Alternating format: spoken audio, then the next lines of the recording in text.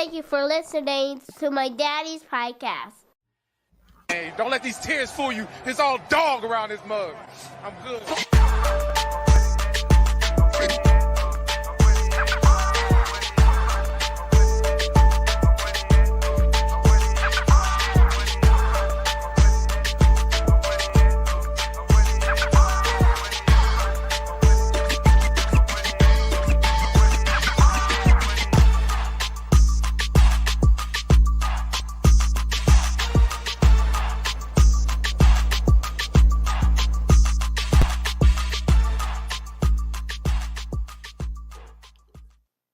Hey, what's going on, Who Dat Nation? It is yours truly, TJAY Jones. And yes, I am the host of the State of the Saints podcast. Thank you so much for checking out the State of the Saints podcast, where we talk New Orleans Saints.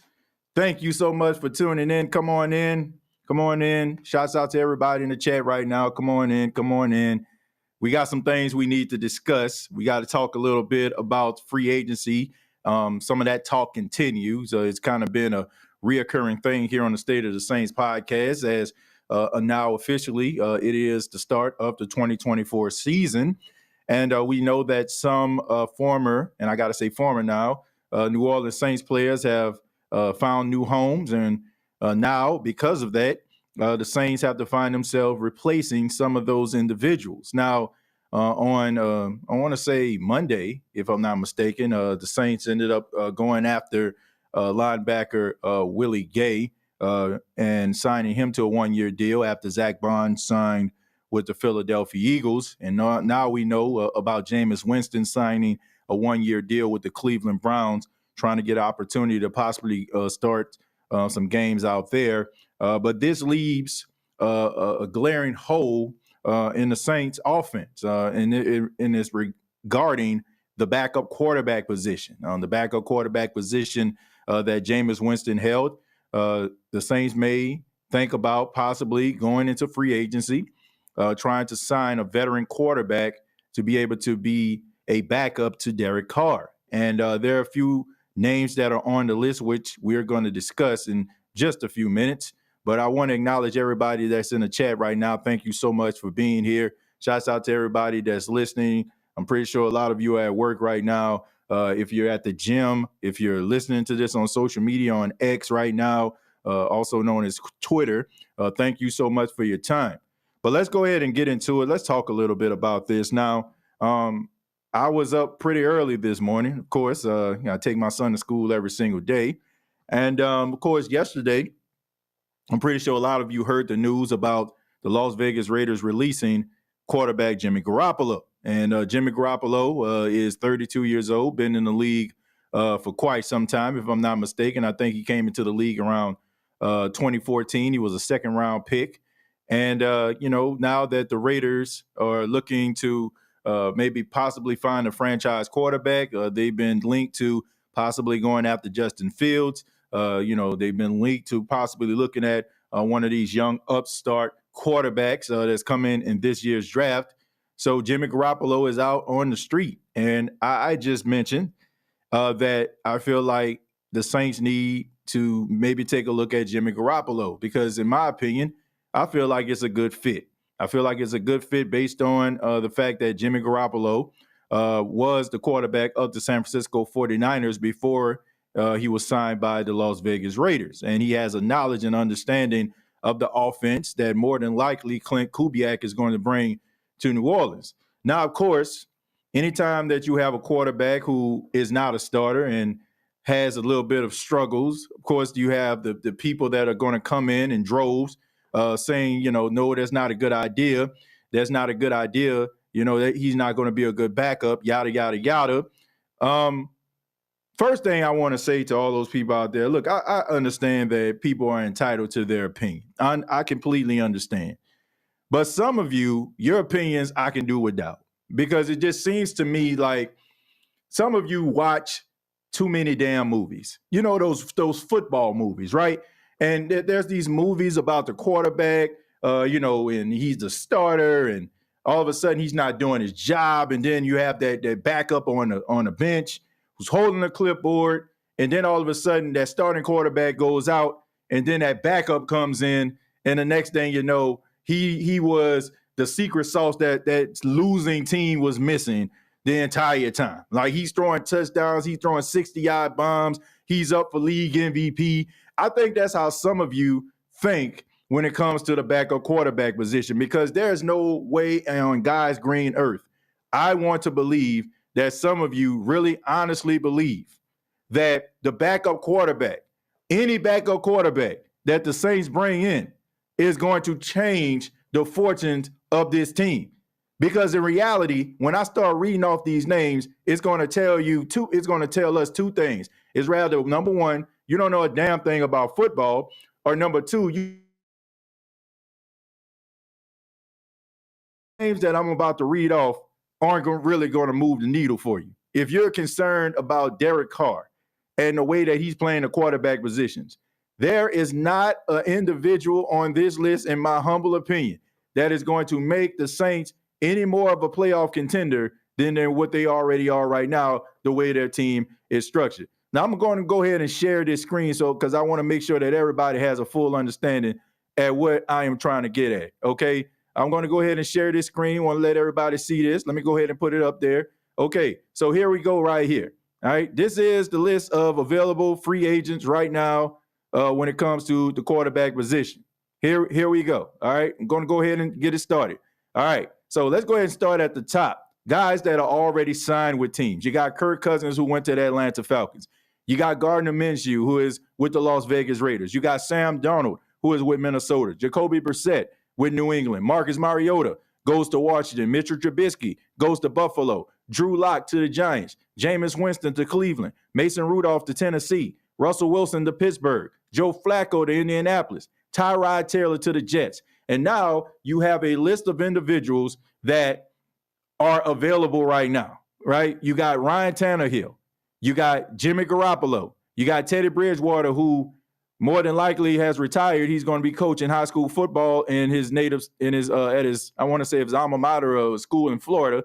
You got Tyler Huntley. You got Brian Hoyer. You got Josh Dobbs. You got Easton Stick, Nate Sedfield, Blaine Gabbert, Josh Johnson, Carson Wentz, Kyle Allen, Trevor Siemian, AJ McCarron, Matt Barkley, Logan Woodside, Felipe Lopez, and Garrett Gilbert. Now, I don't know, some of you maybe think that, like I said, a lot of you probably grew up on Disney. I used to watch those movies too. When, this unheralded, unheard of quarterback or this underachieving quarterback, all of a sudden the light comes on for him. And the next thing you know, he's throwing for 5,000 yards and 40 touchdowns and leading his team to the Super Bowl. I like to believe that, maybe in some alternative universe that can happen.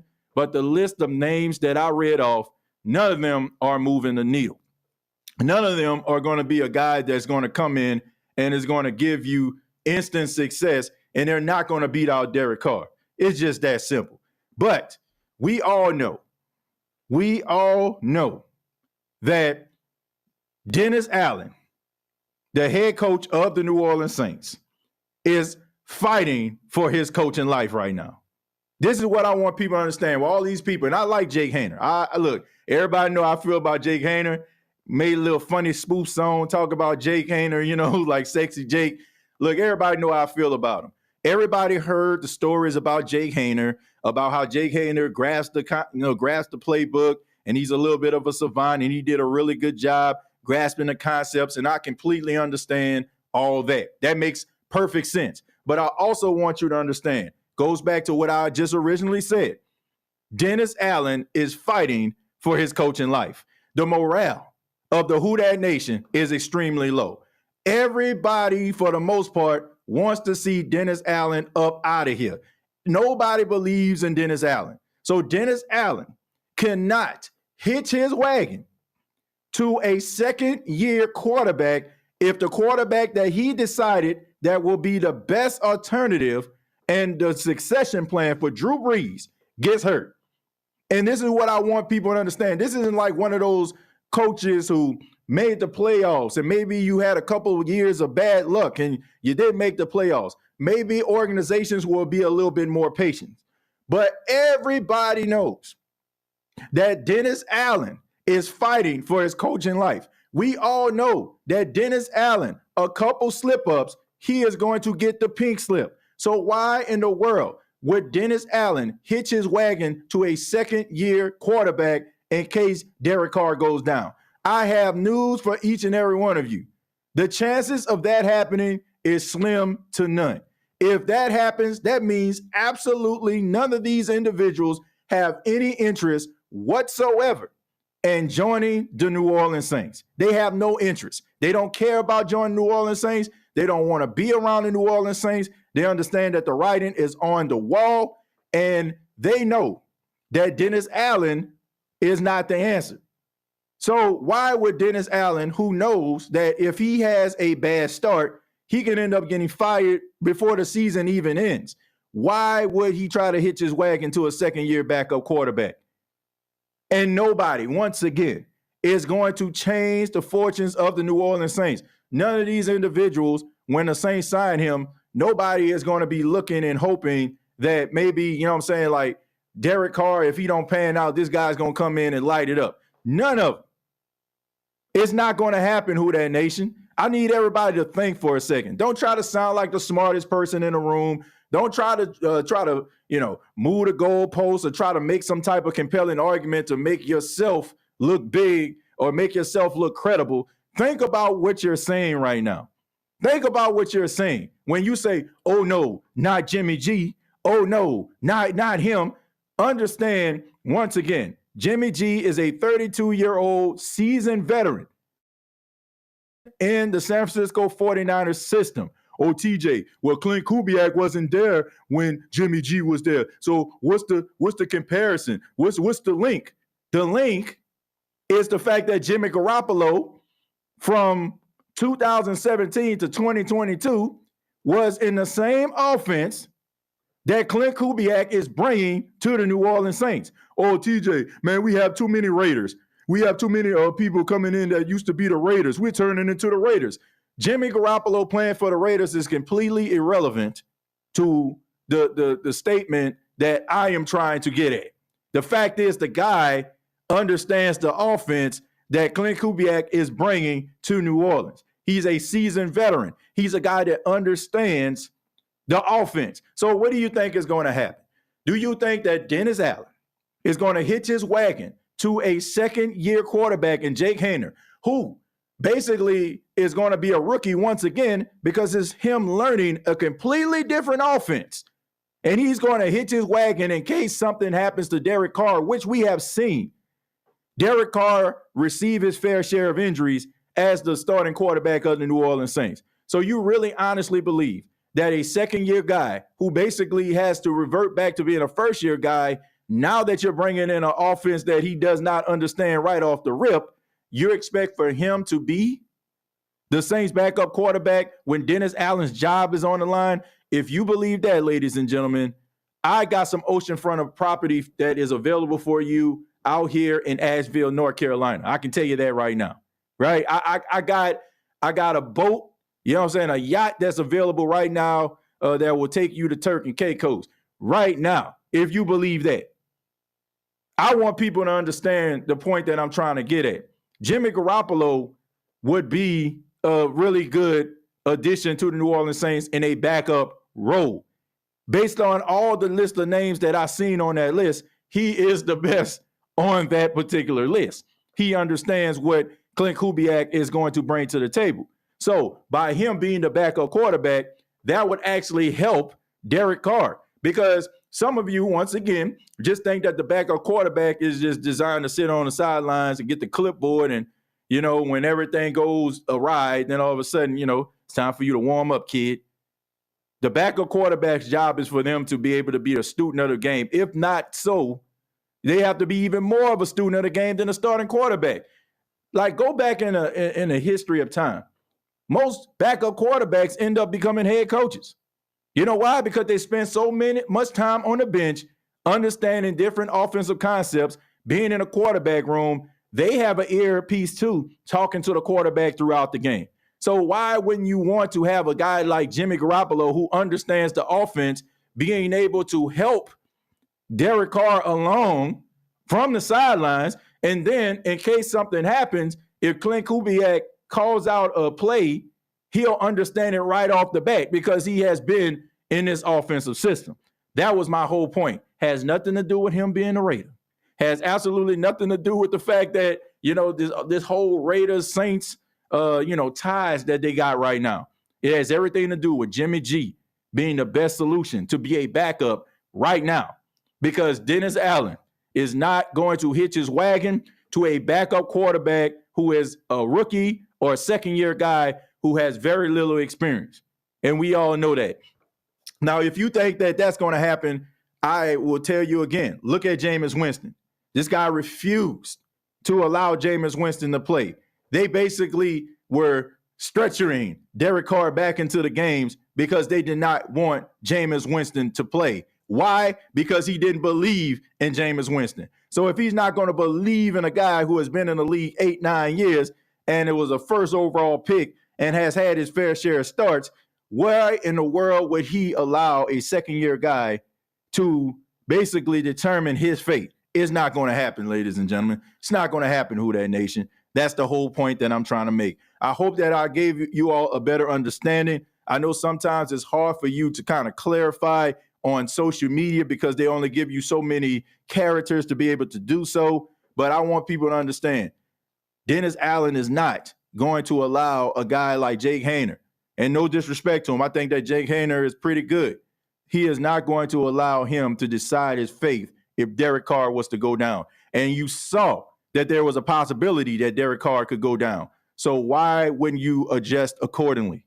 Getting a veteran quarterback in here that will be able to come in, the game wouldn't be too big for him, has been there, done that, and understands what the Saints are bringing to the table. Sounds like a completely good solution to me. Now, some of you are probably talking about Michael Penix and all them other guys, and that's cool. Have no problem with that. Wouldn't mind. But at the same time, if you want stability and understanding of an offense and feel comfortable with veterans, why wouldn't you select Jimmy Garoppolo? That's my story, and I'm sticking to it. It is what it is. But once again, you look at those lists of names, somebody tell me which one of those moving the needle. Which one of them moving the needle for you? Which one going to come in and give you that Disney story that some of you think that football is like? I completely understand that we all believe that the best player on the team is always the backup, the guy that you never see, the guy that has the mystique and have the little bit of mystery behind them, right? Oh, we need to put him in the game. We need to give him a chance, right? And then he comes in, doesn't look the part, and then we round this thing looking ridiculous. All I'm saying is that they'll probably go after a veteran quarterback. And that veteran quarterback that is going to be appealing to them more than likely will be Jimmy Garoppolo. Would not surprise me at all, even if he does not sign with the New Orleans Saints, if the Saints try or they do bring him in for a visit. That's just my humble opinion. Let's go with Jerry. Jerry says, I wish Jay Live 504 was in the chat. He loves some Jake Haener. Look, I love Jake Haener too. I love Jake Haener. I got nothing but respect for Jake Haener. I like the way he plays. He's a smart football player. He's accurate. He has all those qualities, and I mentioned this on the last episode. He has all the qualities that you look for in a solid quarterback, right? He's accurate. That's the type of things that you want in a quarterback. You want a quarterback that comes into the league accurate versus a quarterback that has to work on accuracy. So he already has that going for him. But all I'm saying is it has very little to do with Jake Haener. Has everything to do with Dennis Allen not wanting to hitch his wagon to a second-year guy who basically reverts back to being a first-year guy because he's learning a new offense and his job is on the line. He's just not going to do it. He's looking for insurance. He's looking for ways out, right? And having Jake Haener as your backup quarterback going into the season with everything on the line for Dennis Allen is not more than likely not going to happen. It's like when your business is faltering, right? You got a business and it's going on tough times, and you bring in somebody to be able to, market your business better or be able to show you a different, set of rules or make you look at things a little bit differently. You're going to bring in probably a guy who has a reputation for being able to be a cleaner, to being able to be a reconstructor, right? You're not going to bring in a guy who's probably fresh out of college and this is his first job and you're relying on that young guy to be able to save your company. No, you're not going to do that, right? But if your business is booming, you got a lot of things going for you, you have a huge track record of success, the portfolio is where you want it to be, you'll probably invest in maybe some of these young upstarts and give them opportunity to maybe go into the executive room and share their ideas. But you're not going to do that when your business is teetering. And right now, the business of Dennis Allen as a head coach is teetering. So you want to go with more of a sure thing. And Jimmy Garoppolo is more of a sure thing at this stage than Jake Haener. Once again, has nothing to do with Jake. Has more so to do with Dennis Allen and his coaching career. Let's see. Honestly, if Jimmy was healthy, he'd actually be a solid starter, but he's fragile like other current starters, LOL. Hopefully the team overall can mask our issues. Well, look, Jimmy Garoppolo would be a backup quarterback. So you would expect that, something was to happen to Derek Carr and him to be out. And even if that's the case, then, you're probably looking at 2 or 3 weeks for Jimmy G to be able to stand upright. And, I just think that you can't take that into consideration because you're not asking him to be a week in, week out starter. And, like I said, he has that experience. So what you're thinking about is, him having a possibility of getting hurt. And if we want to be honest about it, let's just keep it a buck. You could have said the same thing about Jameis Winston. For the last couple of seasons, Jameis Winston was getting injured too. But that didn't stop us from feeling like, if something was to happen to Derek Carr, we got Jameis Winston. So all I'm saying is, injuries are going to occur. Guys become backups for certain situations. And being injured constantly is one of the main reasons why guys end up being backups in the first place because, teams betting on them, giving them opportunities. For example, look at Teddy Bridgewater. Teddy Bridgewater was the final pick in the first round from the Minnesota Vikings. Had a really solid season his rookie year, was looking to be poised to make a jump his sophomore year. He has that devastating ankle injury that basically cost him a year and a half, and he spent most of his life serving as a backup role. Sometimes that happens. That's the reason why some guys end up being backup quarterbacks. It's one of the main reasons why some of these guys don't get opportunities to start week in, week out because of the concern of their health. But if you're asking Jimmy Garoppolo to serve as a backup, and maybe if Derek Carr was to get injured, he can play maybe 2 or 3 games and then go sit back down somewhere, then I think that would be something that the Saints would be able to look into. Now, if the Saints were looking for a starting quarterback week in, week out with the track record of Jimmy G, that kind of raised some eyebrows. I can understand that. But you're asking him to serve in a backup role. So I don't see an issue with that. Jordan Travis and Penix could come in and be good and challenge Carr or hopefully step in and do the job. Well, I'm pretty sure they can. But once again, I cannot see Dennis Allen relying on a rookie quarterback when his job is on the line. Because you expect, look, in order for that to happen, they got to see some C.J. Stroud.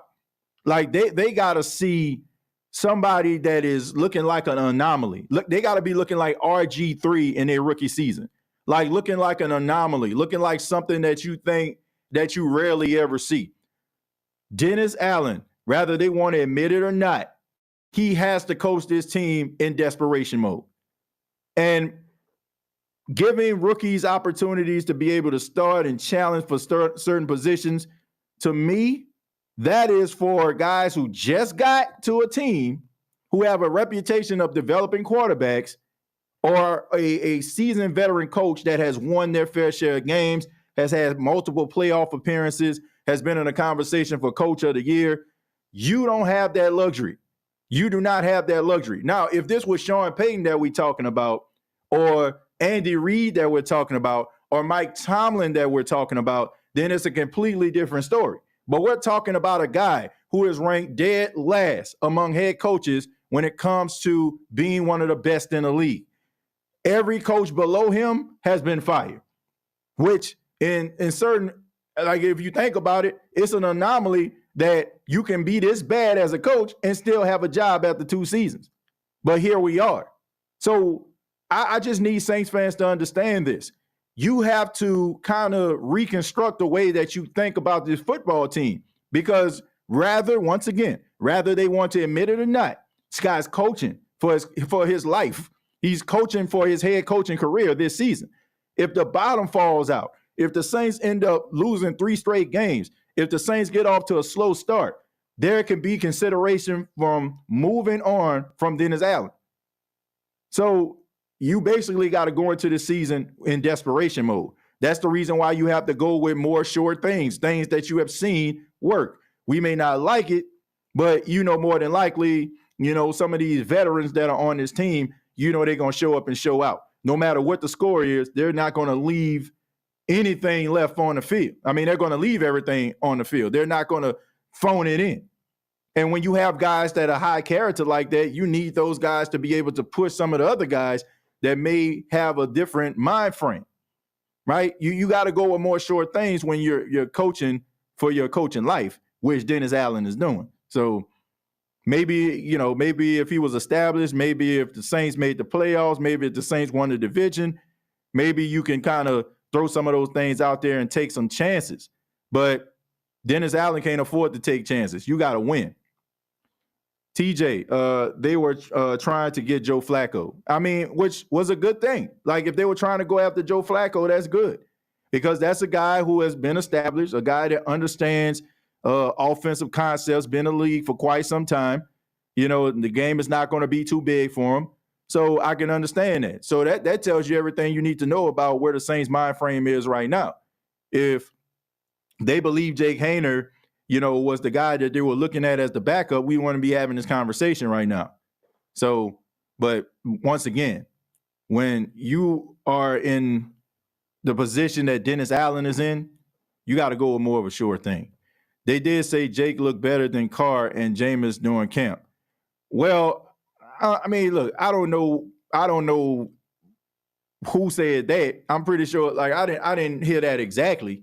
What I heard was, for a rookie, he was absorbing the offense pretty well, and he was, being a little bit of a savant. Then I ain't hear them say he was better than Derek Carr or Jameis Winston. I heard they say he had demand and he had command of the offense and getting in and out the huddle, which is great for a young guy who just got there. But I didn't hear anything about him being better than Jameis or Derek Carr. I think that, sometimes when we hear positive things about guys, we just automatically, the narrative starts spreading. Oh, such and such had a really good day today. Oh, man, he was doing really great. Man, he probably going to be a starter. We need to get him to start. And then all of a sudden the narrative runs. I never heard anybody say that this dude was better than Derek Carr or Jameis Winston. I think Flacco signed with the Colts, as I'm told. Yeah, he signed with the Colts. He signed with the Colts, which we read on Sports Track on the free agent list. Yeah, he signed with the Indianapolis Colts on Wednesday. We just need to repeat DJ Khaled because we will get another one. Well, look, I don't care about where the guys actually came from. If they can play, they can play. I mean, if we want to be honest, we might as well say that the Saints start pilfering and taking away Kansas City Chiefs too, right? I mean, Sorensen came from the Chiefs. Colin Sanders came from the Chiefs. Willie Gay came from the Chiefs. Tyrann Mathieu came from the Chiefs. So what are we doing there? It only is only a problem when I guess the team isn't as successful, right? When we take from the Chiefs, oh man, they know what they're doing. Take from the Raiders, not so much. Not their fault they play for an organization that's not very good and don't have a reputation for being good. I mean, it's not their fault. All I'm saying is, if a guy is good, he's good. I don't care who he played for. I don't care who he played for. If he can bring something to the table and contribute, I'm okay with that. You can't just say, a guy played for a team and, automatically he's a loser. If that was the case, we should have had an issue with DeMario Davis, right? He came from the Jets. And the last time the Jets won anything. So we can't just hold guys accountable based on a team that they played for.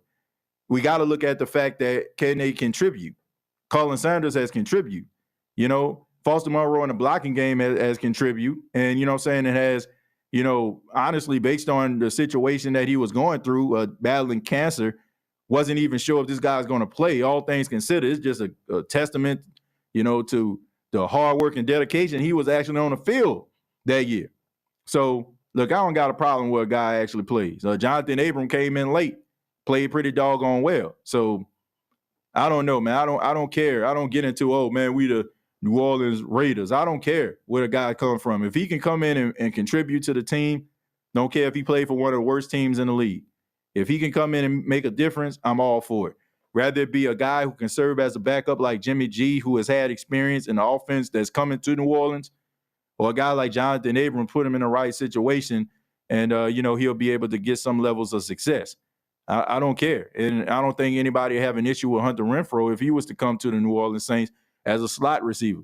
I mean, when he was getting targets and they had a game plan set up for him, he played pretty doggone well. So I don't have an issue about where guys come from, and I don't get into all that because I don't – just because a guy goes to a team that has a reputation of being a loser or not winning very much doesn't mean that guy isn't good enough. Sometimes you just need a change of scenery and opportunity. And, the rest of the narrative can possibly change about said player. Would you mind Zach Wilson as a backup? I think he can fit the offense. Look, I ain't got no problem with Zach Wilson. I think Zach Wilson is a little bit damaged because he went to a market where it is in high demand for a quarterback to play on a high level. And you got to be able to be great week to week. Right. I mean, and even if you're great, it's only a matter of time before you slip up. And next thing you know, you got the big old New York Times. You're on the front page talking about you the biggest GOAT. And I'm talking lowercase GOAT that they ever seen. When you think about him coming from BYU, him coming from a little bit of I won't say a little bit, but a Mormon background, he's not, to me, he's not built for New York City. I feel like if Zach Wilson went somewhere where it was probably a smaller market. Let's just say, for example, if Zach Wilson went to the Falcons or Zach Wilson went to the Panthers, I feel like he probably wouldn't have a diminished confidence as he does right now. I think New York was the worst place for him because the way that, where he grew up, team that he played for, he wasn't used to that type of scrutiny. And I just think that can affect the guy. You got to be a special type of quarterback made of some really special stuff to be the quarterback of a New York team, or be a quarterback of a Philadelphia team, or a quarterback of a Dallas team. Like, you just have to.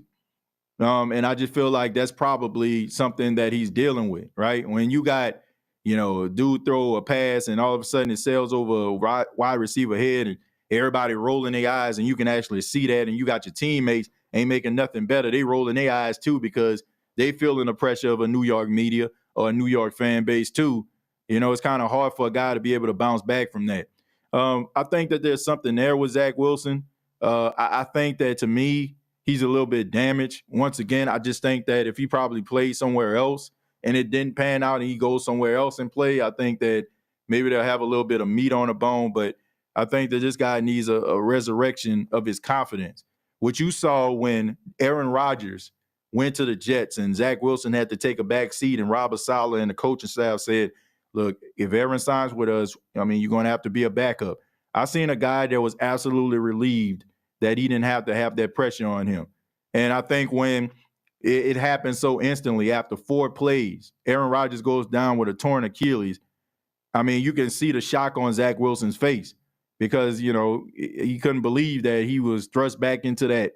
So I think that he was kind of embracing the fact that Aaron Rodgers would be able to come there and he can be able to sit on a bench and learn, maybe get some of the pressure off of him, put it more on Aaron Rodgers, and maybe he can just sit back and kind of learn, maybe get his mind right, maybe deal with things mentally. And by the time it's his turn again, he'll be able to put forth a better effort. But he didn't get that opportunity. It only made things worse because I don't think that he was mentally prepared. He was mentally prepared to be a backup.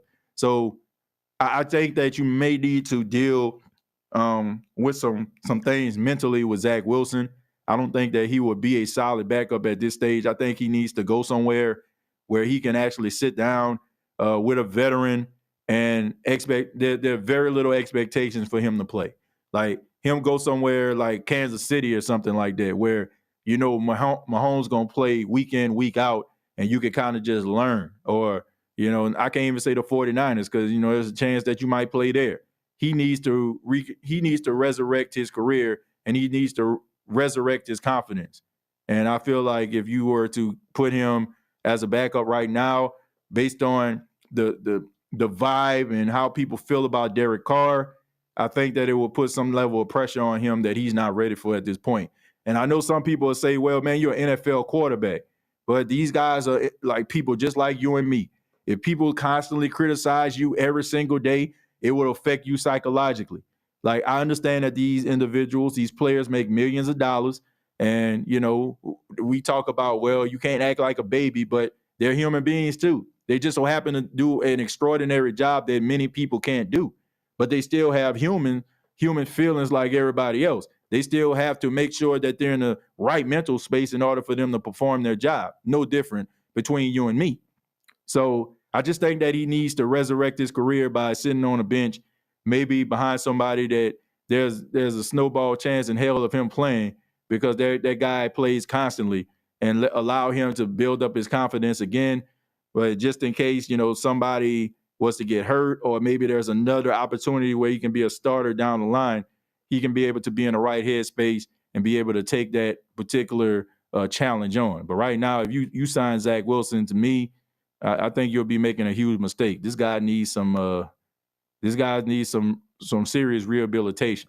Either way, if we don't get a left tackle, whoever we got back there is going to get punished weekly. Well, Yellow, it wouldn't be very smart for them not to address the left tackle position. Rather, is through free agency with a seasoned veteran, and maybe draft a guy. If let's just say, for example, you're in love with a guy in the first round and another team takes him, but you decide maybe to go on the defensive side of football, draft Dallas Turner if he's available, or Jared Verse if he's available, like somebody like that, right? Then, you know, you maybe want to get somebody in the second round, or maybe you're not that in love with him. Maybe he needs a little bit more work. You signed yourself a veteran from free agency, allow him to play.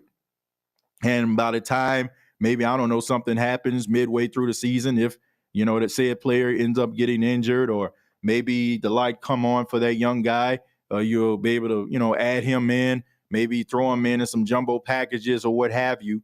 But, you know, you want to address that left tackle position. It would not be smart for the New Orleans Saints not to address this position. It is one of the most important positions on the field.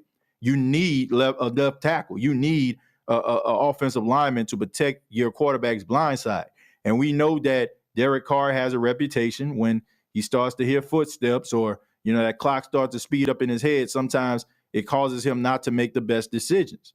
And, you know, so you need somebody that's going to be able to solidify that side to give him that level of comfortability where he can be able to deliver the ball on time to the receivers, or be able to hold on a little bit longer while that receiver gets open a few milliseconds later. So you got to address this position. You can't just walk around here like you got everything in a bag on the offensive line, because clearly you do not.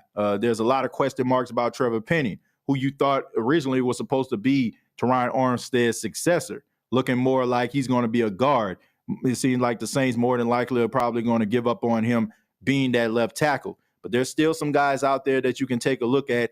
Yes, they'd had some injury histories. You're not going to really find too many people based on what the Saints have as far as money right now. You're not going to find a guy who is going to be, you know, all pro, all world without some question marks, right? Maybe former all pros like Tyron Smith, who is out there right now. Maybe, you know, push come to shove. I know people may not want to hear this, but he played pretty damn decent. Andrews Pete, maybe you want to, you know, put him in that position. Maybe sign him to a one-year deal while you get your left tackle acclimated.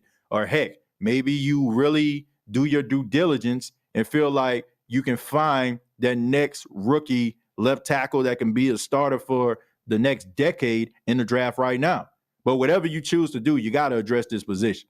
You got to address this position, and you got to be able to, you know, do this and make sure that you have somebody that's going to be able to protect Derek Carr, because it's not going to end well if this guy is having happy feet and you know, tapping around in the backfield, or feeling that clock speed up in his head. He's going to make some questionable decisions. Why can't we keep both corners? Lattimore and the young dude, forgot his name, sorry. We spend nothing on the running game, so the money should be there to keep them both. Well, look, you don't have an issue with Marshawn Lattimore. He's already signed to your football team. And as far as Paulson Adebo, you don't have to pay him yet. You don't have to pay Alontae Taylor yet. And the news that is going around saying Isaac Yiadom, taking a trip to the Commanders, I can tell you this right now. This dude is pretty good, and if you're the Commanders, you want to make sure that this guy walks out of that building signed to your team.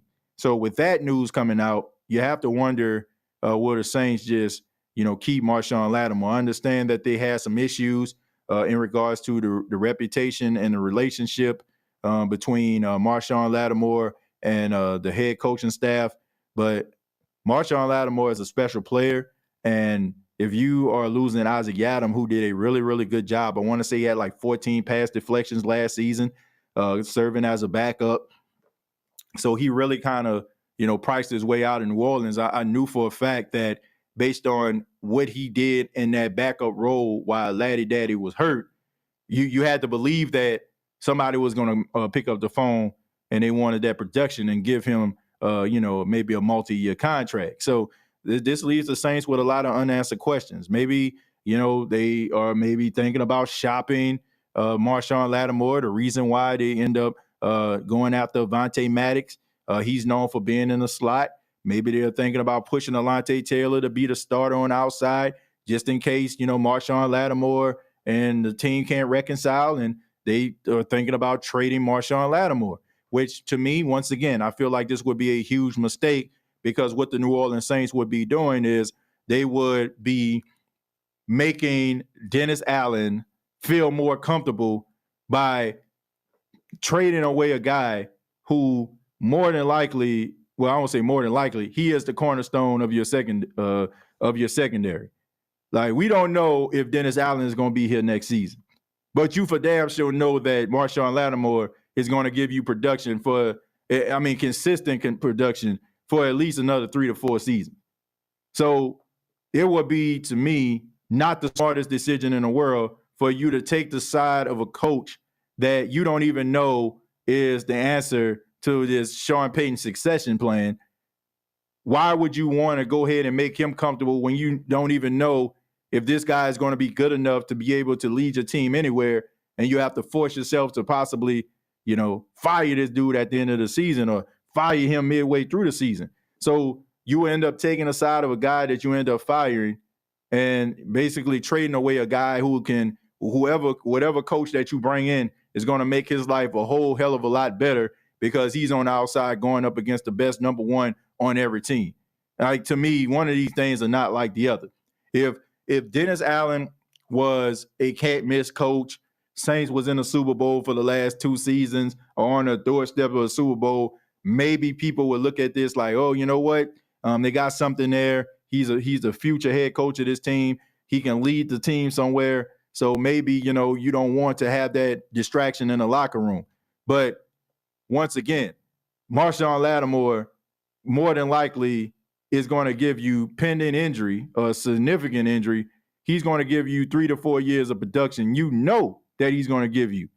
Dennis Allen, you don't know if this guy going to be your coach after 4 games. Like, if you're thinking about this objectively, if you're not being stubborn and being like, oh, I know we 1-3 right now, but we going to roll with Dennis Allen, right? Doing something that other teams more than likely wouldn't do. They'll show this dude door after 4 games and, if the team ain't looking right.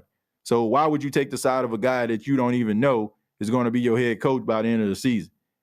And not support a guy that you know for a fact has been the best cornerback your team has ever had, and honestly made your defense better by his mere existence being a part of it. Washington won't let him leave without a contract. Well, that'd be smart for them. That would be absolutely smart if they do that. What I hate is that we draft players and play them out of position until it's too late. Like, Pete was a left tackle, made him a guard. Barnes, 16 sacks, made him off-ball linebacker, Ellis and Alontae, et cetera. Yeah. You can even say that with C.J. Gardner-Johnson. They had him playing more of a nickel, right? He goes to the Philadelphia Eagles, and he's tied for the NFL lead with interceptions. Like the way that the Saints use some of these guys, like they're just out of place. That's why, when you have guys like Zach Bourne, when, their contract is almost up and you just kind of thrust them out there because things are so thin at the pass rushing position, guys are getting hurt late in the season. So you put, some type of package in place for some of those smaller linebacker guys, and they're getting home constantly. Guess what? They're getting those 6 and 7 sacks, but they're also building up equity for themselves to be able to go out here and get some decent money in free agency. And by the time the Saints realize that, because they spent years trying not to make this guy what he clearly is, they end up losing out on the deal. So I don't know, man. I don't know why they choose to do this. I'm a firm believer, if I see something that works, I'm going to try to, take advantage of that. I don't understand why the Saints, if they run a play and they see that more than likely that particular play, setting it up in that particular formation, it works more times than not. Why do they sacrifice that just so they can be like, well, we don't do that type of stuff regularly? And then if they get questioned about that, oh, I know what I'm doing, y'all don't know what y'all talking about. Well, once again, I may not know all the X's and O's, the Willies and the Joes, the different formations, the contracts, how contracts are entailed, what all this salary cap stuff is all about. But I do know when I see something that works, I know that you need to stick with it.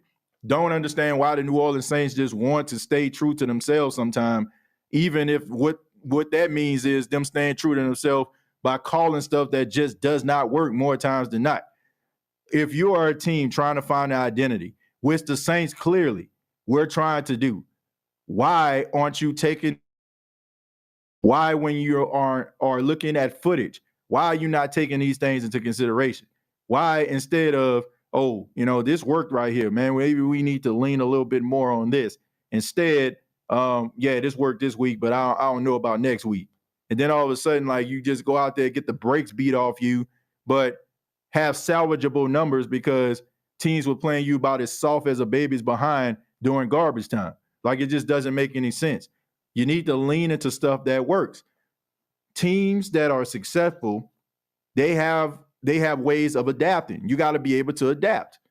If you don't adapt, then you're going to find yourself on the outside looking in. You can't be old and set in your ways when the world is constantly changing around you. It's rather you're going to get with the times and try to adjust accordingly, or you're going to be on the outside looking in saying, I got all the answers, when clearly everybody knows that you don't, and you're going to be making it because everybody knows that you don't have the answers. So the things that are working, when you seen Caden Ellis getting 7.5 sacks on his way out, when you seen Zach Bourne getting constant pressure on his way out, when you are seeing guys who are making plays constantly, Andrews Pete, playing pretty solid at left tackle, you got to go with things that work. Why don't they do that? I have absolutely no idea. But all I know is the Saints cannot afford to be around here walking around arrogantly and basically saying this is going to work. I know this is going to work, even though it hasn't proven that it has. They can't afford to do that because right now the energy of the Who Dat Nation is extremely low. The patience of the Who Dat Nation is extremely short, and people cannot afford to hear, oh, we getting it together, or we rounding the corner, or we're close. We're 3 years into this thing now. For 3 seasons, you've been telling us we close. For 3 seasons, you've been telling Saints fans that you have the right guys in the locker room. You got the right coaching staff in the building. How many times are you going to be able to say that and it's not proven that people are going to really want some heads to roll here? It's rather, you were pretty much set in your ways and you're so comfortable because you know nothing is going to happen to you, or just the fact that you just don't give a damn what Saints fans are feeling. And if you don't give a damn what Saints fans are feeling, guess what? They're gonna tune out. And you already have some Saints fans that are already tuning out. And that doesn't make you any less of a fan. That's when anything in life. When you understand that people don't have your best interests at heart, you have a tendency of tuning out. You're not going to give your all. You're not going to give your all to that relationship. You're not going to give your all to that job. You'll probably be in the moment. But if somebody is not giving you that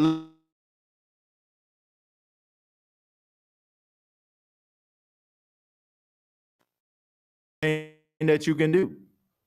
So you got to give Saints fans something to believe in. You got to give Saints fans something that they can hang their hat on, that they can constantly look at and say, at least we have this. But when you don't give them this, and then on top of that, you make them feel like, they shouldn't be complaining. They should be happy when clearly what you're doing isn't working. Nobody's buying it. It's going to be extremely frustrating for the Who Dat Nation. Give them something to cheer for, and then I guarantee you things are going to be different. We need to finally get our cap under control because it seems to be handicapping us from re-signing players who are on the verge of taking that next step. Well, I'll tell you this right here. I definitely agree that they need to get under control when it comes to the cap. It's forcing you to be able to, it's forcing you to keep certain guys around that more than likely you wouldn't have kept around due to age, due to lack of production. You're hoping that those guys pan out. So you're trying to find reasons to keep them around. And you're trying to convince yourself that maybe that's the answer. But we all know that the NFL is a young man's league. Being one of the oldest teams in the league, it may help you when it comes to overcoming adversity because you have several guys in the building who have played for years that have seen the ups and the downs and the ebbs and flows of football. But at the same time, you need those young guys with the young legs that's going to be out there making those plays. When you got players that have been in the league 8-9 years, wear and tear here, injury here, surgery there, but, they're really good, solid leaders, that's fine. They're going to give you production. They're going to leave it all on the field. But you still need those young bulls to be able to make some plays. And, I think it is time for the Saints to address the cap situation. Because addressing the cap situation will make your team better. But you can address this by having really solid drafts. You got to be able to draft really well. And we know that the Saints haven't really drafted very well in the last couple of years. Yeah, you had a few guys here and there that'll come in and they'll contribute, and they showed you little sparks, and that's fine. But it's not to a point where you're seeing difference makers like we did in 2017.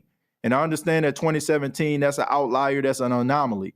The chances of the Saints drafting like they did in 2017 or any team drafting like the Saints did in 2017 are slim to none.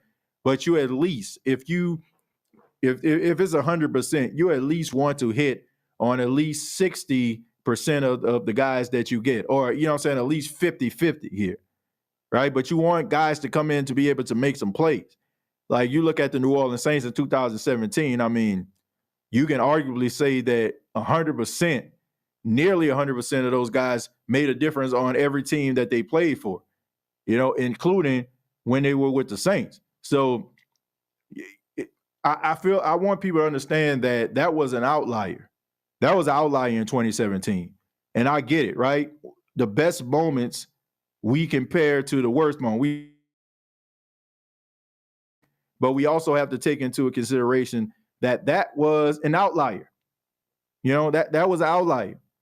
Like, let's just say, for example, if you're standing in the middle of the street and you throw a basketball 70 yards across, from the street all the way to the hoop, and it goes in all net, right?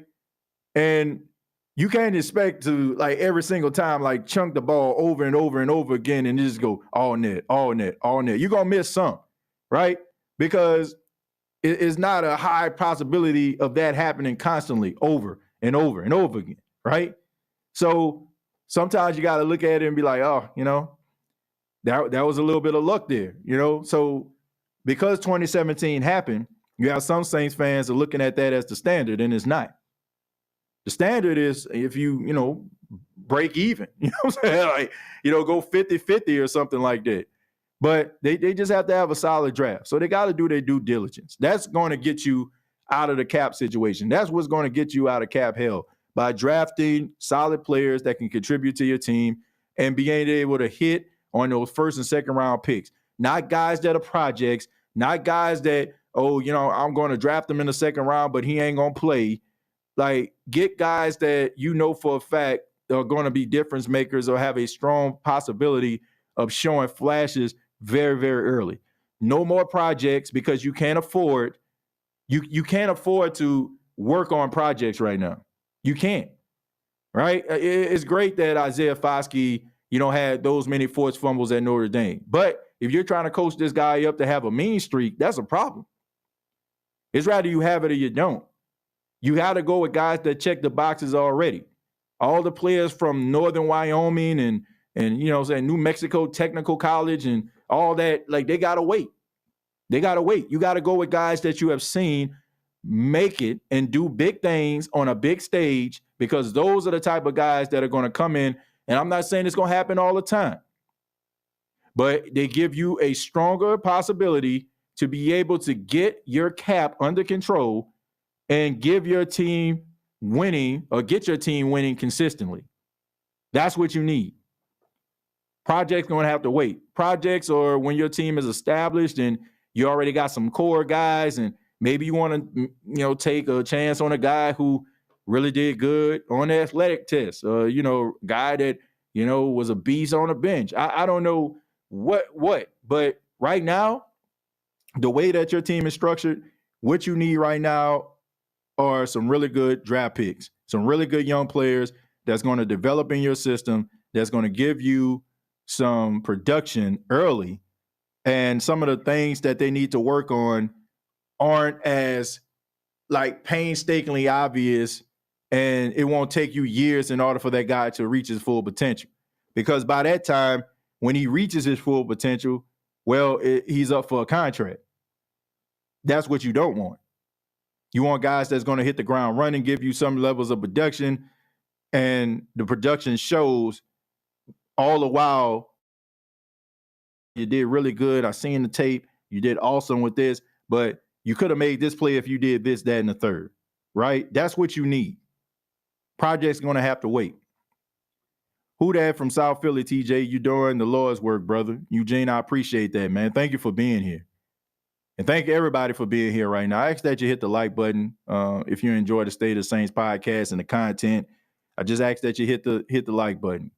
I know this is normally, we normally do shows a little bit later in the day, but, I just decided to go ahead and go early today. Also, I want to acknowledge, Bleacher Report. Shouts out to Bleacher Report. You can check out Saints Talk with TJ, weekly podcast on Bleacher Report. I'm going to go ahead and put the link down in the comments. Go ahead and hit that link, bring you directly to the page, and follow on Bleacher Report. All right, do a weekly podcast on Bleacher Report talking about the New Orleans Saints. A new one will be coming out later on today, so you might want to go ahead and follow that, be able to check out some of the information. I'll go a little bit more in depth about the quarterback position, backup quarterback position, and maybe the Saints signing a few players that are out there right now that may not have such a hefty price tag, and combine that with some of the guys that I feel the Saints could draft in this year's draft based on some of the attention and some of the reports coming out. Axbone TJJ says, TJ, what's up, fam? Leroy, thank you for being here. Three names fit what you're describing. Jared Verse, Jonah Ellis, and let's see, Morgan, the left tackle. Those three seem high floor to me. Got to go with the more of a sure thing, Scout. Got to go more of a sure thing. You can't afford to go with projects of guys that, you got to flip a coin to decide what type of player more than likely they're going to be. And once again, just because a guy comes from a big name school, a player comes from a big name school, doesn't mean that it's going to equate to success. But I'd rather go with a guy that I've seen play on a high level and has a better chance of giving me what I want right away versus a guy who is a big fish in a little pond. And no disrespect to that, no disrespect to smaller colleges or anything like that. I mean, I went to HBCU. I went to Jackson State. And I want guys that played at that school to get opportunities. But all I'm saying is when you're a team that is in desperation mode, when you're a team that has a head coach that has to prove it to the masses that he can be a head coach, you can't afford to work on projects. If that project just so happened to go to a small school and it's so obvious that he is going to be great, then you got to go ahead and take him. But I would rather, based on the situation that the Saints are in, I would think that they would look at an Ohio State player. They would look at a Alabama player, a Georgia player, right? A really good tackle, at one of the schools that are part of the power conferences. That's what you need to be looking at. The projects are going to have to wait. If there's one that's available, I mean, we know that you had guys like Deontay Hardy and Rashid Shaheed coming from smaller schools giving you production that you need. But right now, you need a sure thing.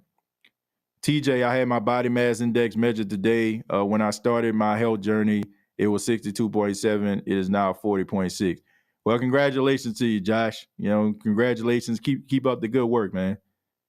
Says y'all need to take notes from our GM in drafting. I'm just saying. Well, look, all I know is, and I will give the Bucs credit, they do a really good job at drafting players. And I understand, they brought a few players in, but you got to look at guys like Carlton Davis. You got to look at guys like Warfield. You got to look at guys like Villa. A lot of their core players are guys that they actually picked up. So, I mean, I give you credit with that. But I just think that the Saints need to understand where they were and where they are. Where they were with Sean Payton, they were a team that had a coach. You give him certain ingredients, he can turn whatever you give him into a eatable meal, right? You don't have that with Dennis Allen. Like, Dennis Allen needs the base. Like, you can't go to the corner store with Dennis Allen. You can't. Like, you can go to the corner store and get a few things, because y'all know how I go, man. Look, you go to the corner store, they don't have everything that Walmart has, Target has, Whole Food Market has, Publix has. They don't have that, right? They just have a few things that'll get you what you need at this particular point until you can go to a major supermarket.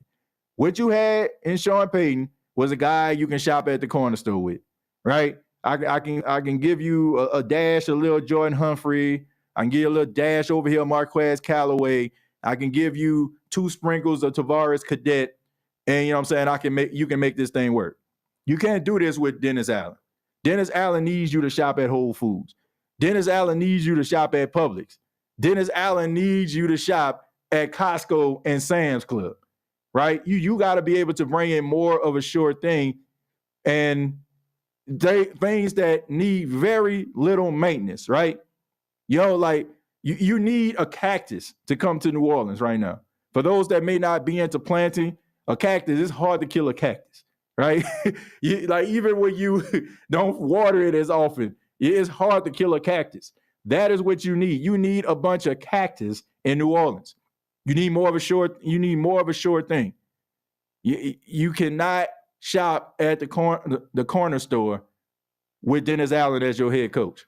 You need guys that going to hit the ground running, that already possess certain skills, and you basically polish those skills, what they already have, and turn them into what you need them to be. And that player can give you 2 or 3 years of production before it's time for you to start talking about contracts. That's the difference. That's the difference between what Sean Payton was and what Dennis Allen is. No disrespect, but that's what I saw. That's what I see. That's what I see. I don't see players, and you have to forgive me, on the offensive side of the football. I'm gonna just look at offense in particular.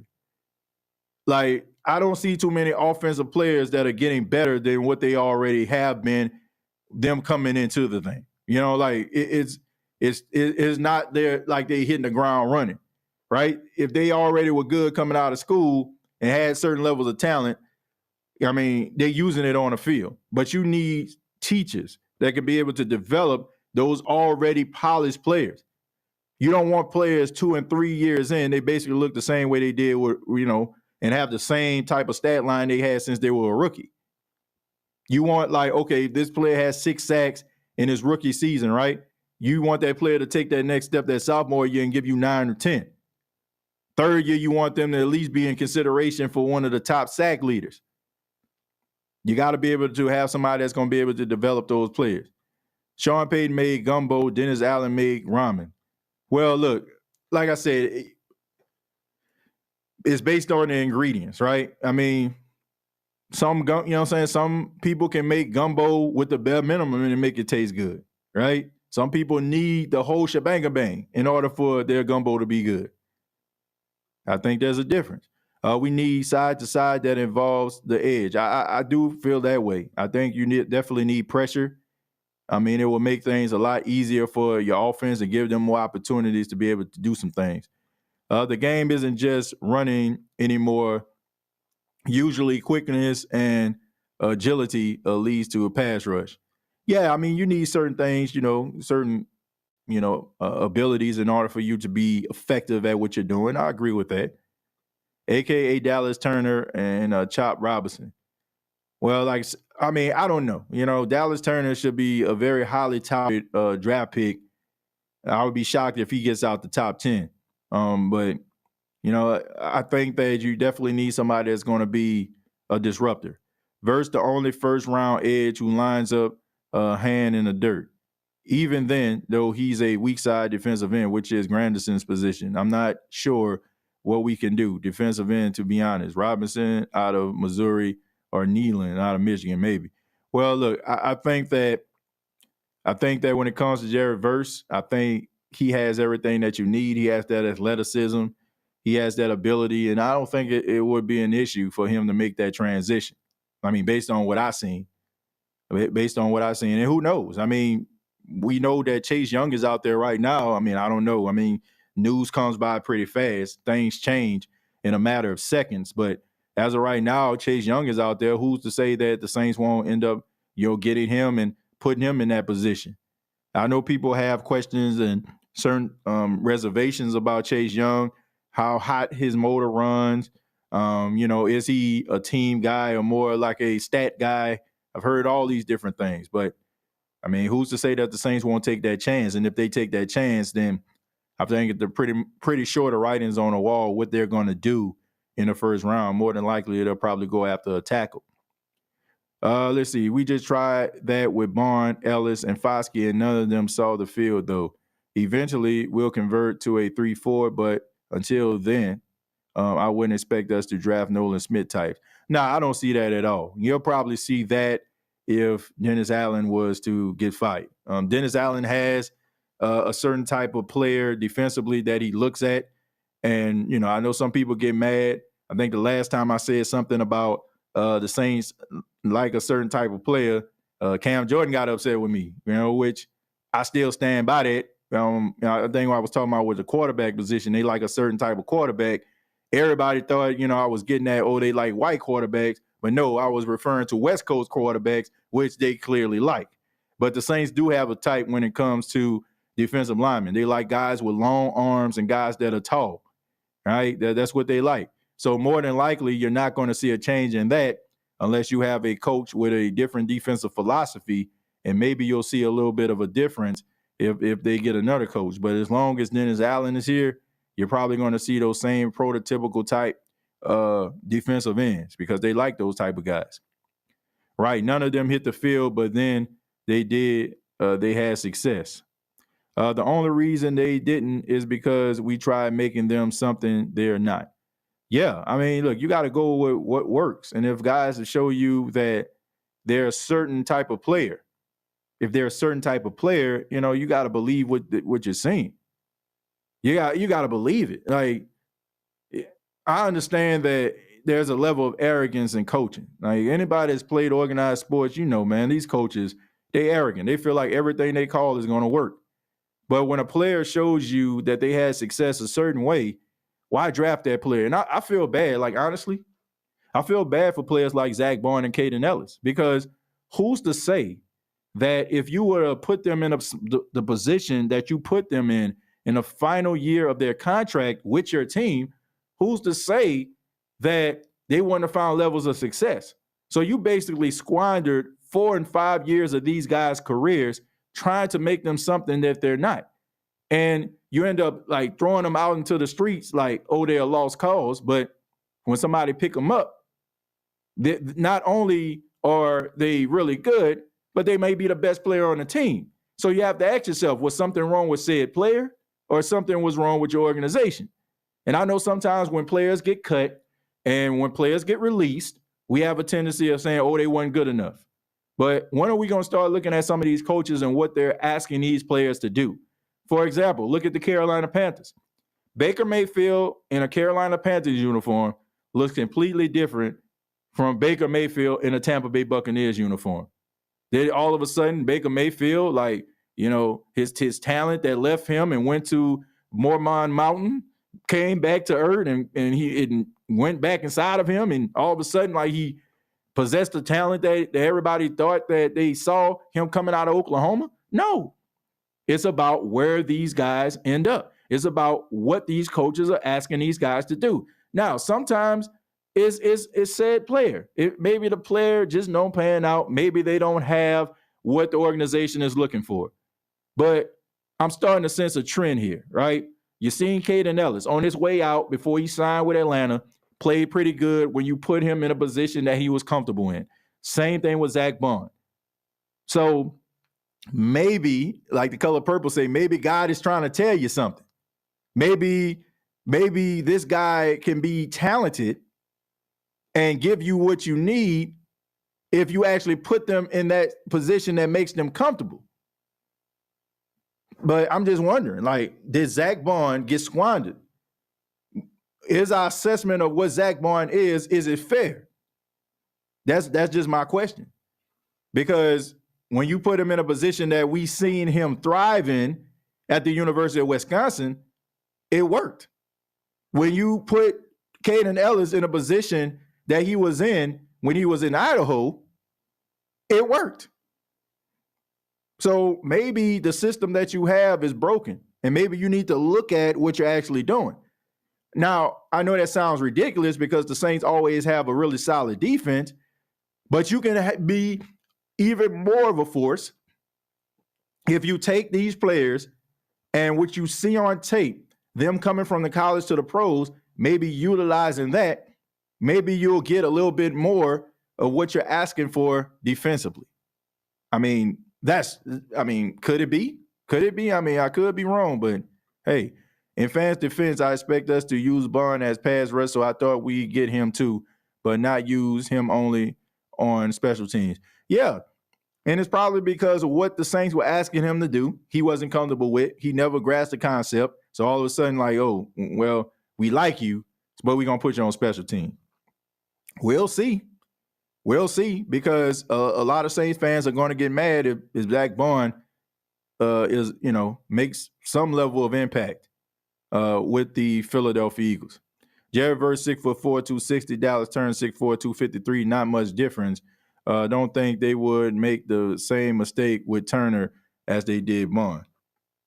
Nah, I don't think so. I mean, that's two different size players. I want to say Zach Bond maybe like 225, maybe 6'2", 6'3", maybe. So he's a smaller linebacker, right? But when you're looking at Turner or Jared Verse, they're much larger guys. Yes, we've been squandering Alvin Kamara for 3 years too. If I'm being fair, yeah, I mean I said this before on shows past as well. Like, it's kind of hypocritical of us to be criticizing this team and talk about the direction of the team and how the coaches are putting these guys in positions to fail, and then turn around and say this guy is washed. That is why I'm reserving my judgment until I actually see this team in a different offense with a guy who has who can call plays and bring something different to the table. Now, if they come in and I'm seeing some of the same little things that happen throughout the years, I think we can concede. But I think a lot of what was going on with some of the players that we have seen over the years make an impact, I just think that the Saints lost their fastball, lost that swag that was missing from this team, the confidence that an offensive player is going to work. I feel like it got lost. So maybe Clint Kubiak can bring that back, and maybe some of the players that we have grown to love and admire and respect can get that back. And some of the players that we look at to take that extra step will take that extra leap into being what we want them to be or what they can be. So I'm looking at this year very, very closely. That's a tall order with these clowns running it, TJ. Hey, but I mean, you got to look at it that way. You got to, man, look, you got, look, those that don't learn from their history doomed to repeat it. I think we all heard that saying. It's the truth. If you don't learn from the mistakes that you made, you're going to end up following in the same little trend that you made for yourself. All right. I used to play Super Mario growing up, right? You know, when I play Super Mario, the boards become harder and harder, right? But over the course of time, you know, you keep on dying with Mario. You learn okay, I got to make sure that I watch out for that Rose plant. I got to make sure I watch out for the Koopa Troopers. I got to make sure I watch out for this turtle, right? Oh, he's coming up real soon. Like, you learn from these different things, right? And over the course of time, you end up, doing the necessary things you need to do to hop the flagpole, right? And run into the castle. Some of y'all know what I'm talking about. Some of y'all are lost, but get in where you fit in. Check out Super Mario, a classic game. But you learn from the mistakes that you made, right? Through trial and error. So you keep on playing the board the way that you once played. You're going to continue to die, continue to be frustrated, right? Continue to not get the results you want. Or you can learn from your steps and, get better. So learn from it is all I'm saying. Learn from the mistakes that you made. That's all anybody wants to do. Like, who's still trying to do the same things over and over again? You know that you're going to keep on running into a brick wall. Like, learn from the mistakes and adjust accordingly. It all boils down to how well the staff can not only evaluate talent, but recognize talent first. Know what a player can and can't do. Well, the thing about it, Dietrich, I think they have an understanding of what these players can and can't do. But you have to ask yourself, are they asking these players to do something that may take some time in order for them to grasp the concept, or you're asking a player to do something that more than likely they'll never be comfortable with? Look, I'm a firm believer in giving guys opportunities and putting them in a position to succeed. But I also am a firm believer in not taking something away from somebody that makes them special. When you look at Zach Bourne and why the Saints drafted him, it was because of his ability to put his hand on the ground and rush the quarterback. You didn't see him standing up playing a weak side linebacker position that often at Wisconsin. You seen him attacking a quarterback, sacking a quarterback.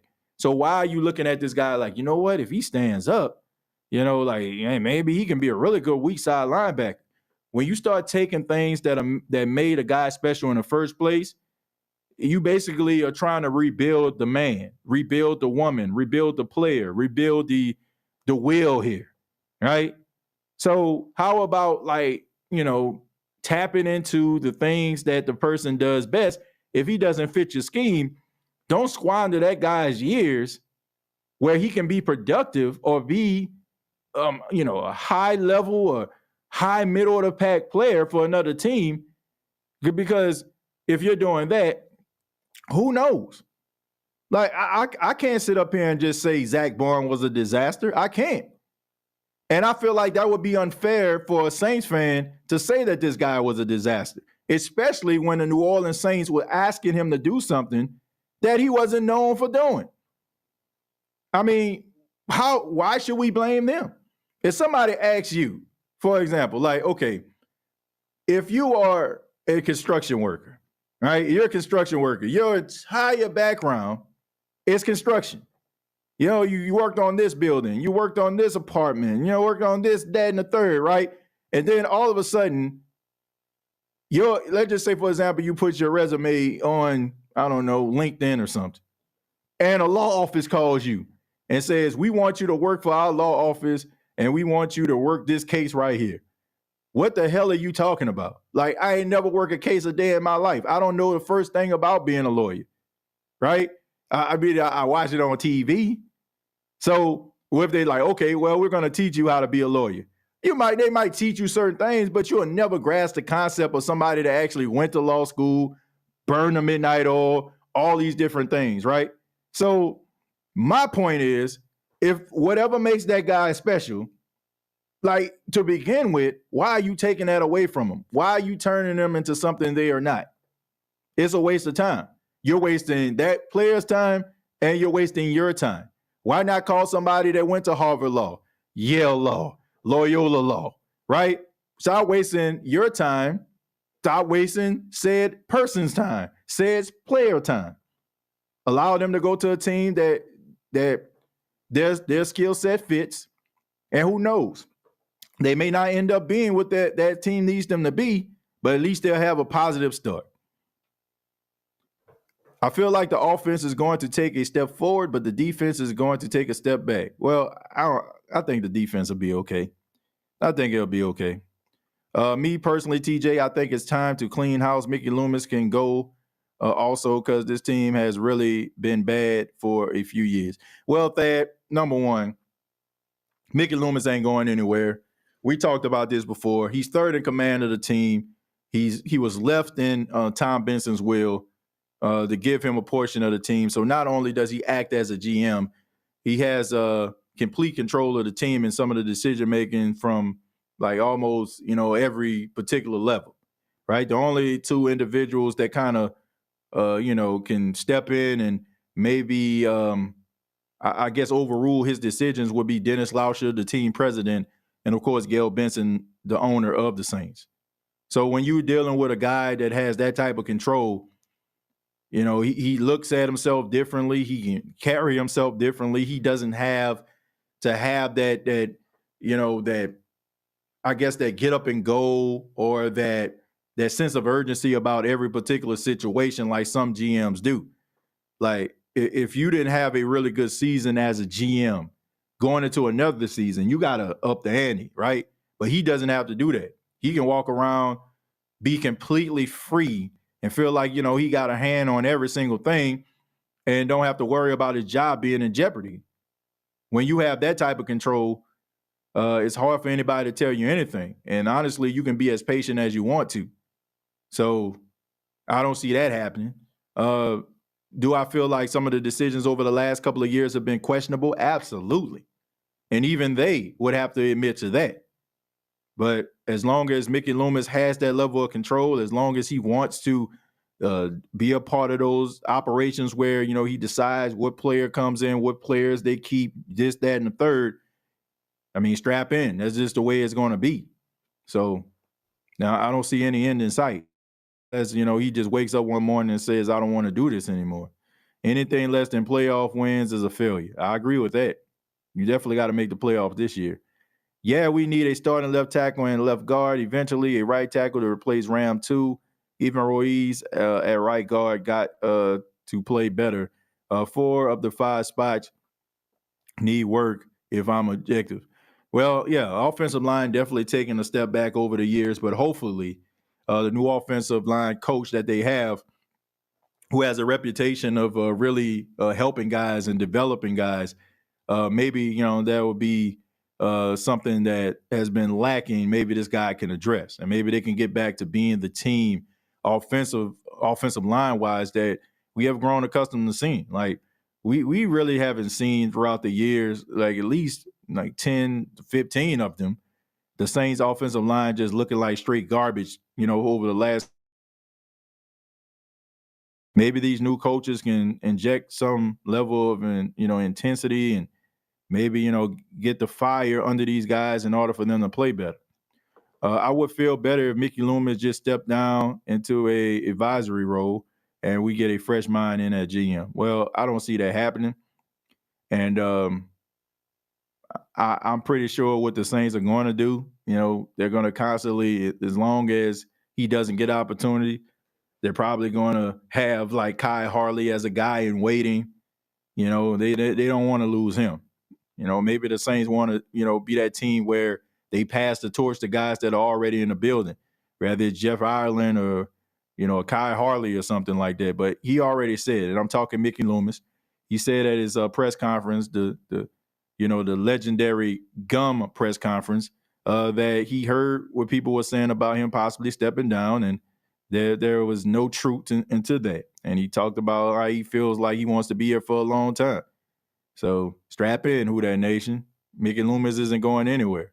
Just hope that, he can just continue to do what he feels is best for the team. Sometimes he'll hit, sometimes he miss. I mean, that's just a part of a GM, but there's no end in sight. I'm just looking forward to see the new offense. The rest is doom and gloom. Well, I'm looking forward to seeing it too. I'm looking forward to seeing this team in general. Yes, Mickey needs to step back. There is no excitement in the draft room. He's not going anywhere, so we might as well just get used to it. TJ, I understand how things have not been good in recent years with the Saints, but why is it complete doom and gloom? My goodness. Look, I understand like this is uncharted waters for some people out there. This is uncharted water. Some of you have never seen the Saints look as bad or as inconsistent as they have over the last 2 to 3 years. And this is new territory for some of you. But here's the reality.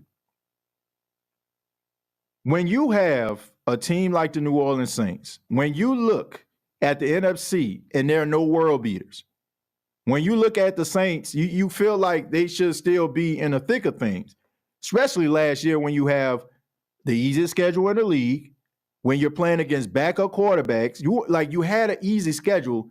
And then on top of that, you didn't even have to play a lot of the starting quarterbacks from said team. And you allow backups to carve you up like a Thanksgiving turkey. First off, nobody takes pleasure in talking bad about this football team. Nobody takes pride in saying that their favorite team is not very good. We have to come to grips and have a level of understanding of where this team actually is. And we also have to understand that every action has a reaction, right? If I hit you, you're going to hit me back more than likely. If I say something to you out of line, you're going to say something out of line to me back. Well, some of you, but the majority of people, right? Every action has a reaction. If you have shown us over the last couple of years that your team has underachieved, I would have to be insane for me to have the same level of enthusiasm I did when things were turning over, when Dennis Allen, before he coached a game with the Saints, I was like, the Saints are going to be in good hands.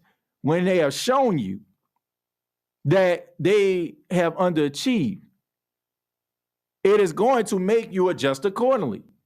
The fact that they underachieve, the action, we as fans are frustrated and don't believe in this team the way we once did, which is the reaction. So, therefore, in order for the Who Dat Nation to get on board with this team, in order for the Saints organization to win back the majority of the Who Dat Nation, they have to start winning. Like, I understand that it's a brand new season, but you still have a core of individuals that a lot of fans feel are responsible for the state of the Saints, no pun intended, right now. So if the Saints want to get out of this, if some of the optimistic Saints fans want other Saints fans to feel the same way they do, like it's a new year, it's a new day, then they got to start winning. And I want people to understand this. I want people to understand this, Rose City. Whatever side of the fence that you stand on, you're justified. Some people feel like, oh, well, it's a brand new season. Last year was last year. This is this year. And, you know, we gotta take it in stride, right? No games have been played. There's a chance that this team can win something. You're right for feeling that way. But the fans that say, as long as we have Dennis Allen, we ain't winning nothing, it has been proven that as long as the Saints had Dennis Allen as their head coach, they ain't win nothing. And no matter what this team looked like, they have underachieved. So once again, in order for Saints fans to get on board, to have that level of optimism that some Saints fans have, and God bless any side that you stand on, you got to give them something to cheer for. If you do not give them something to cheer for, you have to be insane, right? That's just like to me, that's like going to a funeral and standing up saying, "Woo! Yeah, he did. Woo!" Like, what are we talking about here? Like that's completely inappropriate, right? That's how some Saints fans feel. Why in the world would I be sitting up here throwing the second line, getting the umbrella out, doing a Benson boogie when I don't believe in my coach? When I don't believe in my quarterback, when I feel like they are being a little bit arrogant, standoffish when it comes to me as an onlooker, as a fan, right? They're going to do what they want to do, and they if some Saints fans feel like they're giving us that shut up and buy type mentality. That's what, like, why would I want to do that? You got to give people something to cheer for. Like, nobody, like, right now, some people feel like it's Stockholm syndrome to embrace this team the way that it's structured, in the way that some of the things have been going down. And telling people that they're not real Saints fans because they feel the way they do, I just feel like that ain't right. Because there is nothing in life that anybody in their right mind would carry on the way that some Saints fans want you to do so. If somebody that you're in a relationship with proves to you and does things that prove for them not to be loyal to you, I say the example, coming in at 2 a.m, not seeing them for days at a time, not really opening the door for you, not really, doing anything for you as far as, like expressing themselves, like, verbally, right? Not really tending to you at all. Nobody's going to be like, well, you know what?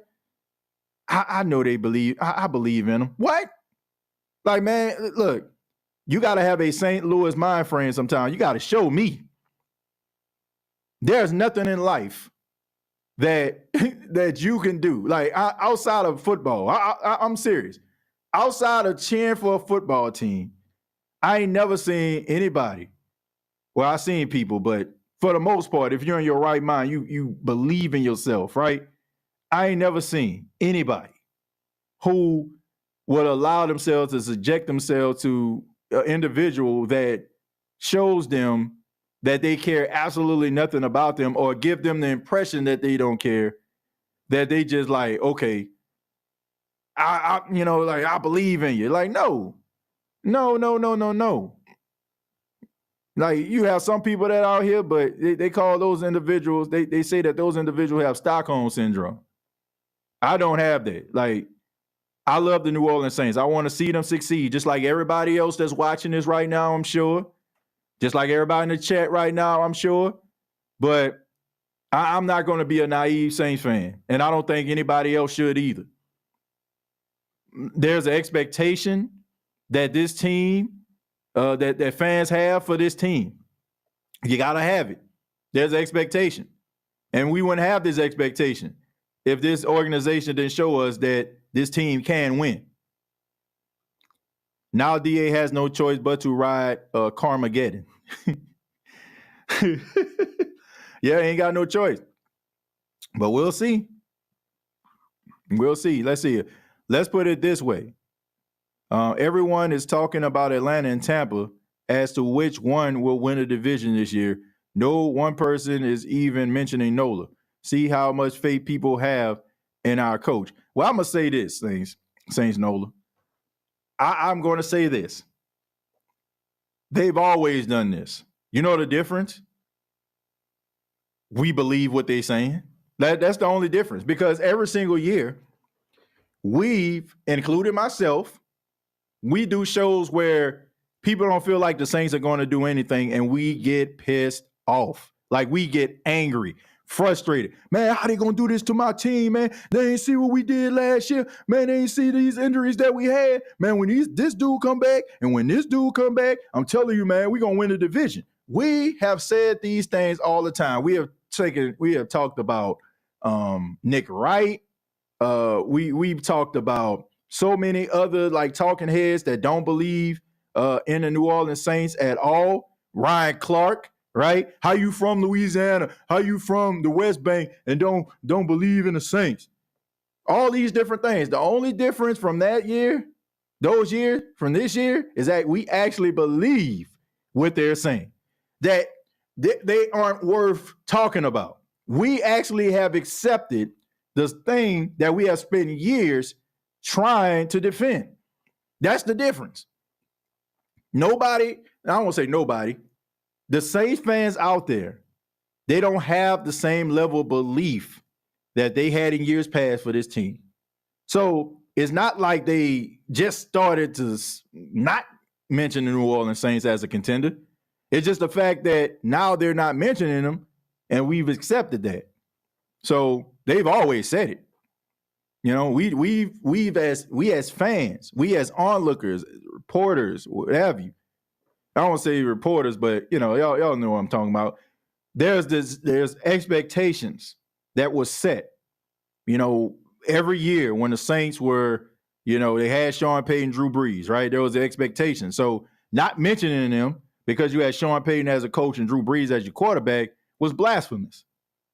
But now, when you have Derek Carr as your quarterback and Dennis Allen, who is the worst coach, according to his own players in the entire National Football League, active coaches, I should say, you know, it's hard to try to, you know, defend that. And you have Saints fans that believe it. How about all the fans stick together and actually don't support or buy anything until they make change? It's simple. Nobody is forcing us to buy tickets and apparel. That is true, Shazam. But here's the thing: you're not going to get a bunch of people like buying into that. You're just not. You'll have a few Saints fans that'll be able, you know, they'll buy into it, but you have some diehards. Right now, you have individuals that are probably passed by this podcast right now and are probably looking at this episode and probably mad at me for saying some of the things that I'm saying. Probably thinking to themselves, oh, he ain't no real Saints fan. You know, you have Saints fans like that. You have some individuals that, you know, that talk about the team and make you feel ridiculous for, you know, not believing wholeheartedly in a team that has shown you over the last couple of years there's not very much to believe in. And they expect for you to go out there every single year with the same level of optimism as you did when Drew Brees and Sean Payton were on this thing wrecking shop with offensive efficiency and late game heroics, which is ridiculous once again. Like, I can't have that level of Stockholm syndrome. If you're in a relationship, ladies and gentlemen, and you don't do anything for a person, I'm going back to it. You don't show them any type of love. You take it for granted. Like, it's only a matter of time before you or a said person is going to walk away and say that this person is not the person I need to be with. This is not the person that I need to be giving my time to. But if that person shows you that they care, they show you that they love you by their actions and their deeds, then guess what? You're going to follow suit. You're going to do the same thing. Every action has a reaction. So all I'm saying is, as long as you're always going to have people with a difference of opinion. Everybody doesn't think the way that we do here on the State of the Saints podcast. They don't. Some people think that, you know, the shows that I do, or me hating on the New Orleans Saints, or it's, you know, I'm not a real Saints fan. Even though I feel like some of the things that I'm saying, I try to validate them. It's not like I'm just bashing the team. Oh, this person sucked. This person sucked. They ain't never gonna win nothing. I'm putting points behind everything that I'm saying. But of course, people don't hear that. It's like talking about somebody's mother or talking about somebody's father. That person they may have some valid points about you, your family members, but guess what? Because you're so invested in the person, said person, or if I'm talking about a material thing, said thing, you're not going to hear it. And some Saints fans aren't hearing it. They expect for you to go out there and spend your money and yell to the top of your lungs and say, who that? No matter what the record entails, no matter who the coach is, no matter what the quarterback can bring to the table, no matter what the offense looks like or the defense looks like. They expect for you to do it and adjust accordingly. And anything else, you're complaining. But once again, I cannot have Saint Stockholm syndrome. And you got to give me something to believe in. TJ, that's a damn astute observation on your part. Realized the other day I used to get my backup at the Saints dissing. Not anymore. Well, man, all I know is all I know is, you know, you can't. You want to be emotional about the team, but you want to be realistic about your squad too. You want to be realistic about them. And you know, I can't fake the funk, and I feel like I'm one of the biggest Saints fans around. Eagles and Atlanta could be fine, or draft could be taken. You know, what do you think our biggest need is, and do you think we will have a good draft? By the way, Loomis Wizard is asleep. Plus, why did we sign 2 fullbacks? My bad, because just a lot in my mind. Well, there's a lot going on. I understand that. I don't understand why you signed 2 fullbacks. Maybe you want them to compete in training camp. Don't seem like, the money that they gave the 2 fullbacks or anything to, hoop and holler about. I think it's more so about adding these guys to the team to make them compete. Let's see. What do you think our biggest need is? I think the biggest need right now is offensive line help. I think they need offensive line help in the first round. I think that if you're talking to guys like Chase Young, no disrespect to the Titans, no disrespect to the Carolina Panthers, but I don't feel like those teams can give, him what he needs right now. Tennessee, they kind of starting over a little bit. Saints have a reputation of having a good defense. So if you were to get Chase Young, a guy who is young and, very talented, then, you can work on offensive line. What's happening to TJ? You think Chase Young would be worth the money? Some games it seems like he goes through the motions, and some he looks like on the best at his position. Sydney, I definitely feel like he's worth the money, but it depends on the years that you're willing to invest in him. With a guy like Chase Young, due to his injury history and some of the things that you hear when it comes to his reputation, I'm not committing no more than a year, right? You got to think about, okay, if this guy, goes out here, we sign him to a long-term deal, and some of the practices that we see or lack thereof, the energy, the passion, so to speak, then you're basically at the mercy of this guy. But if you sign him to a 1-year deal, maybe like, I don't know, $13 or $15 million, and he has to go out there and prove it, then I feel like that would be suffice. And I think that's probably a deal that he's more than likely going to get from any team that wants to sign him, because nobody's going to commit to a guy who has some injury history and also is developing a reputation about taking some plays off. But at the same time, I mean, there's a level of desperation at the pass rush position that the Saints have, and you're hoping that this guy can end up panning out. You got to look at this situation almost like a Davenport situation, right? Hopefully he doesn't get hurt and he can give us some level of production that we've been hoping that he can give us. And you're hoping that Chase Young can give you the level of production that Washington expected for him to give, or the 49ers expected for him to give when they traded for him. But yeah, I think he's worth the investment, but I think it's the amount of years that you're willing to actually invest in this guy. To me, I'm giving him 1 year. I'm giving him 1 year because you got to prove it. You got to prove that you're worth it. You got to prove, number one, that you can stay healthy. Number two, that you're not going to take plays off. And number three, that we can count on you to be a big addition to this team before we invest in you long term. If he does that, then we can have a conversation midway through the season and maybe go ahead and lock you up for another 2 to 3 years. But I'm not locking up a guy for 2 or 3 years that has a reputation of, being injured and also having a reputation of taking plays off when you have the athleticism and the ability to be one of the best at your craft. Like, that's kind of hard to accept, and I'm not going to do that. So if you want the money from me, you're going to have to show. You have to show me that you want it. Saints got to show they are in it, not just be talking. Well, you want to show people that you're in it, but you also, you got to look at your means too, right? I mean, you can want something all day and night, right? You might want to stay in a mansion, but you ain't got enough money to pay for one, right? You might want a certain car, but you don't have the funds to do it. I can want a lot of things, but it may not be the time for me to be able to get it. Right now, we talked about this earlier in the show. Saints have cap issues, and I know people roll their eyes because they can always get under the cap by restructuring this guy, restructuring that guy, but it's only a matter of time before you're going to have to address these situations. And right now, they need to address their situations. So I don't think it's one of those things where the Saints don't want to be in it. I mean, you got to think about it. There's no need for me to go to a Louis Vuitton store when I know for a fact my bank account does not reflect the pricing of anything in the Louis Vuitton store. Like I'll go outside the window, but I mean, it's just wishful thinking at this point. So it's not a matter of them not wanting to be a part of this whole free agent process.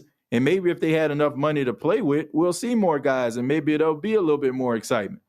But right now, you're the team that has to wake up early in the morning, and when the outlet starts to open, you got to be the first one in line trying to get them deals. That's where the Saints are right now. So can't say that they don't want to be in it. I'm pretty sure that they will. I don't think this is one of those Warren Buffett type situations. Warren Buffett is has a gazillion dollars, but is very, very thrifty with it.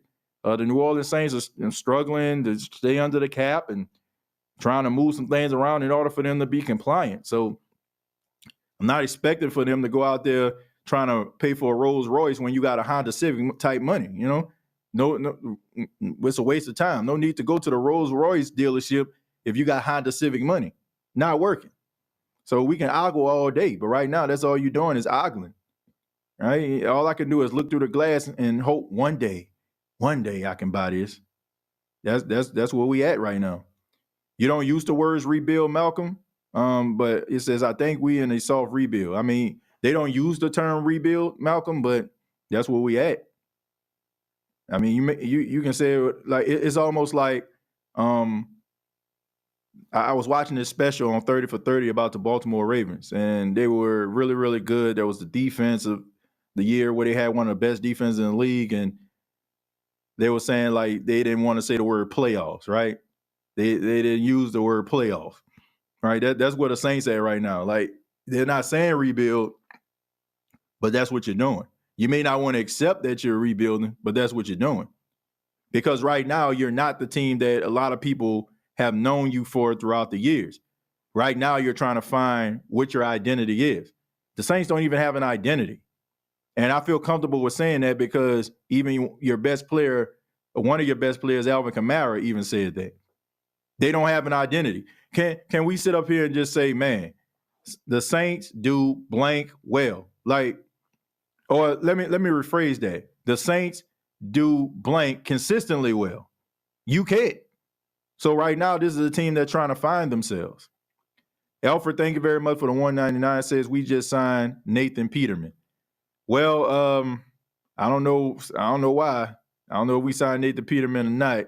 I don't know if this is a joke or not. Hope not. I hope it is. I hope you joking. But I don't think that would be a good decision. But hey, yeah, what it is. What better year to do it too?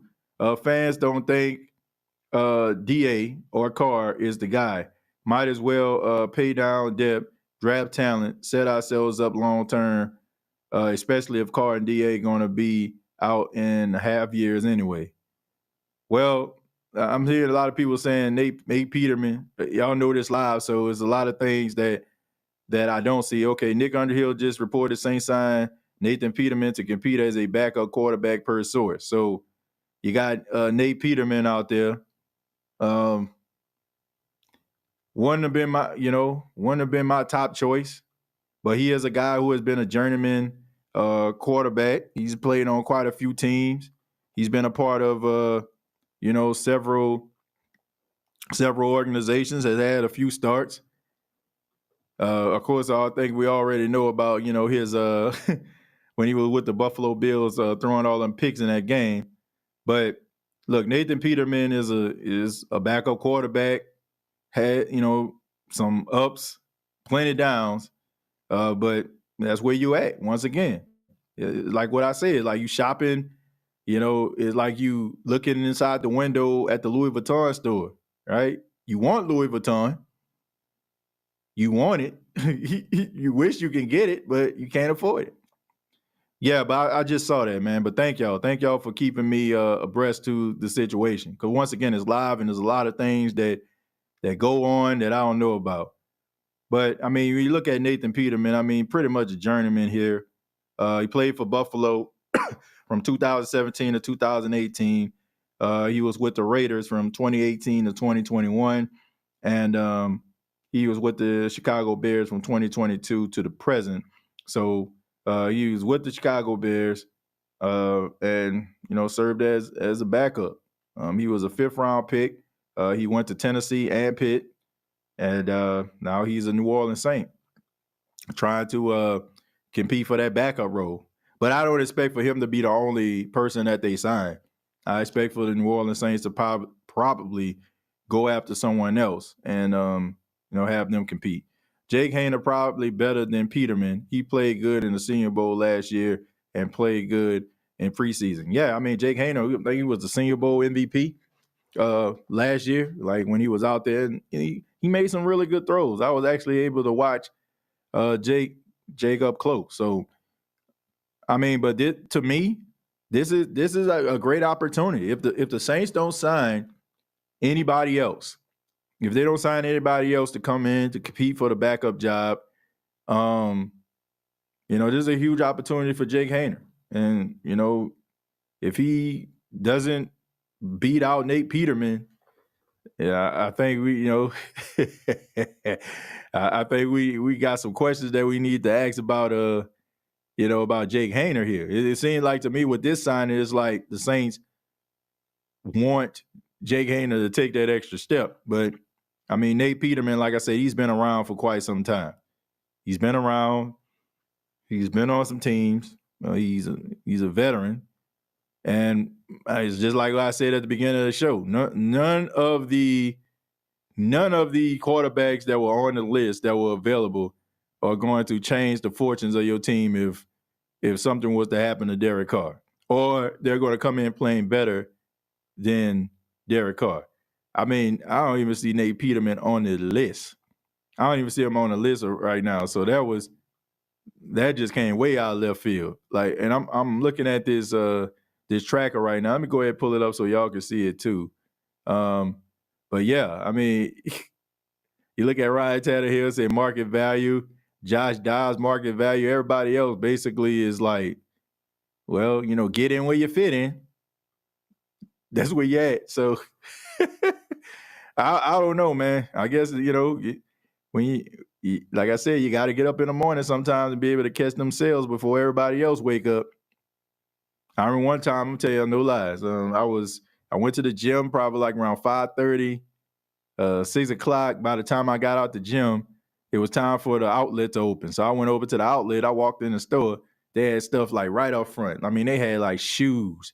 They're like $12, shirts, $5. Like, call it door busters, right? So that's what the Saints said. The Saints got to be door busters right now. And I mean, right now they walked into the store and Nate Peterman was at the low. So they picked Nate Peterman up, That's where you got to be. But, hey, I mean, like I said, when you don't have Louis Vuitton money, all you can do is look through the window and wish. Saints just signed Nate Peterman as the backup. Saints are so unserious right now. And then also, hey, Nate Peterman, who did he play for? That's right, the Las Vegas Raiders. And who did he back up? That's right, Derek Carr. So there you go. Anything for you, Derek. Oh, man, the way Carr be getting hurt, we might see Peterman on the field, and that's scary. Yeah. Yeah. 4 touchdowns, 13 interceptions ain't exactly setting the world on fire, but that's where you at. That's where you at right now. I mean, you're in great value mode. You can't buy the manufactured brand.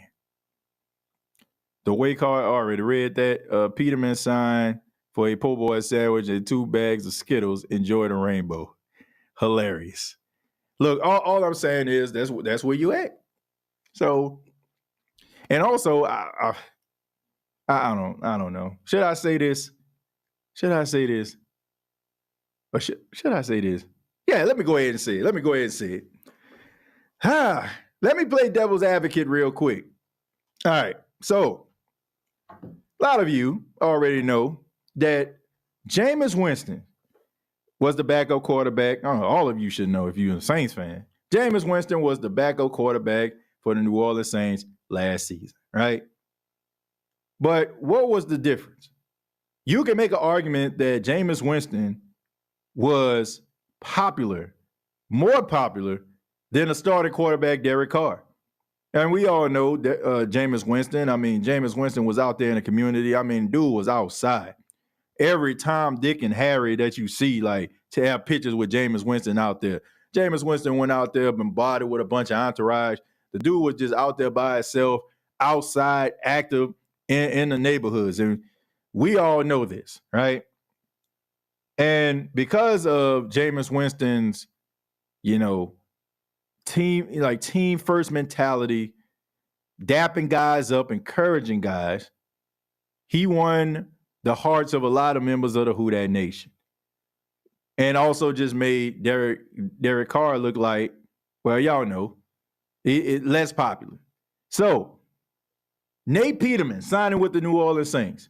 Come on, man. This just happened, I don't know. Let me see. Let me make sure. Well, Nick Underhill reported this about 10 minutes ago, right? So, it's 1:05 p.m. Eastern Standard Time. When Rose City just reported that, just put that into the chat, what was the first thing you thought? Man, Nate Peterman, oh, man, that guy stinks, right? Nobody has confidence in Nate Peterman, right? So what was the first thing you automatically started to think about? Man, Derek Carr got to work, man, because if Nate Peterman have to come into the game, then we really suck. But you had some Saints fans out here, honestly, like you don't have to admit it. But you had some Saints fans out here, it was like the way that Derek Carr was playing and how he was getting banged up was lobbying for maybe this dude need to sit down and let Jameis start. If Derek Carr was dealing with the same level of injuries right now, there's not a Saints fan in this world going to be like, man, you need to sit down and let Nate Peterman play. So maybe, I'm just saying, maybe it's just the fact that you feel like Derek Carr is your only option and the undisputed savior of saving this particular season by him being upright and him being able to play and him being able to be available. You need this, right? But now, you know what I'm saying, because you don't have Jameis Winston. So now it's like you're looking at Derek Carr like, man, we need this dude to work because ain't nobody checking for no Nate Peterman. No disrespect to him. I ain't got no problem with Nate Peterman. Look, dude just trying to make money, trying to take care of his family. I ain't got no problem with that whatsoever. But this decision right here, I would be lying to you if I didn't feel that the Saints signed him because he is less threatening than a guy like Jimmy G. He is less threatening than a guy like Ryan Tannehill. He is less threatening than, let me see, a Tyler Huntley. He's less threatening. Well, I'll stop right. Even Carson Wentz is less threatening. So what is that like? Come on, man. I just read the stat line for Nate Peterman. Four touchdowns, 13 interceptions. Then is a journeyman backup quarterback. Is known for throwing 5 interceptions in one game. Well, 4 interceptions in one game, if I'm not mistaken. 4 interceptions in one game with the Buffalo Bills. So that tells you everything you need to know right there. This is a guy that makes Derek Carr look like the hope of the New Orleans Saints. Because everybody is hoping and wishing that Derek Carr stays healthy at this particular point. If the Saints sign Jimmy G, if the Saints sign Ryan Tannehill, you still have that thoughts in the back of your mind. Man, Tannehill, he won quite a few playoff games, man. And if the Saints can get the running game going, we know Ryan Tannehill, he was pretty good at the play action game, right? If you have, Jimmy Garoppolo, well, he ain't that good, but I don't know, man. He did go to the Super Bowl with Kyle Shanahan and the 49ers. But when you think about Nate Peterman, what you think about? Man, I hope I don't never see this guy play. I mean, could I be wrong? Like, I don't know here. I mean, it sounds like to me another attempt to make Derek Carr look comfortable, number one, and give Saints fans no choice but to buy into Derek Carr. I hope I'm wrong, But this does not look like, a team that understands that over the last couple of years, you've had to go with backup quarterbacks. Rather, it's been because your starting quarterback, the one that you came into the game with, couldn't finish, or your starting quarterback ended up getting injured and you had to go to your backup quarterback. And no disrespect, once again, to Nate Peterman. But if I have the injury history at the quarterback position that the Saints have had over the last couple of years, I'm not looking at Nate Peterman as my backup quarterback because I know there's a huge chance that guy is going to be able to play. And if Derek Carr was to get hurt and Nate Peterman come into the game, I'm talking about all hope is going to be lost. So I'm just wondering, was this a strategic move by the New Orleans Saints to get Saints fans to buy in to Derek Carr because you have no choice? Regardless. Well, it is kind of looking kind of frost and flaky to your boy.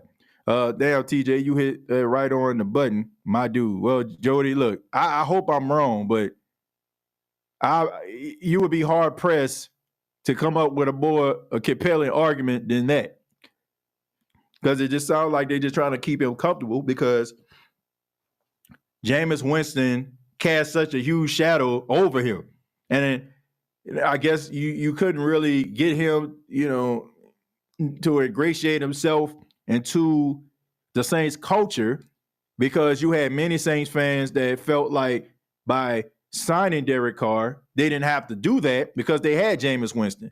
And you also have to take into account the way that the Saints handled Jameis Winston back in 2022. Some people feel like the way that he got benched wasn't justified.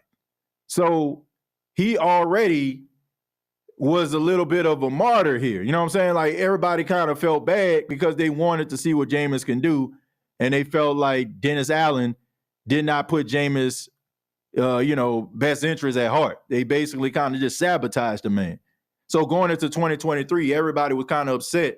They already were upset because Jameis wasn't the starter. And then when Derek Carr started to play like slaw, them refusing to bench him or try to do anything, maybe the New Orleans Saints don't want to go down that rabbit hole again, so they rather go with a more sure thing. I won't say a more of a sure thing, but make fans less than hopeful that something was to happen and the backup quarterback would have to play. Or we want this backup quarterback. But I tell you this, sacrificing possible games by signing a guy like Nate Peterman, who hasn't really done anything as a quarterback when he has the opportunities, just so Derek Carr's light can shine brighter or not try to dim his light.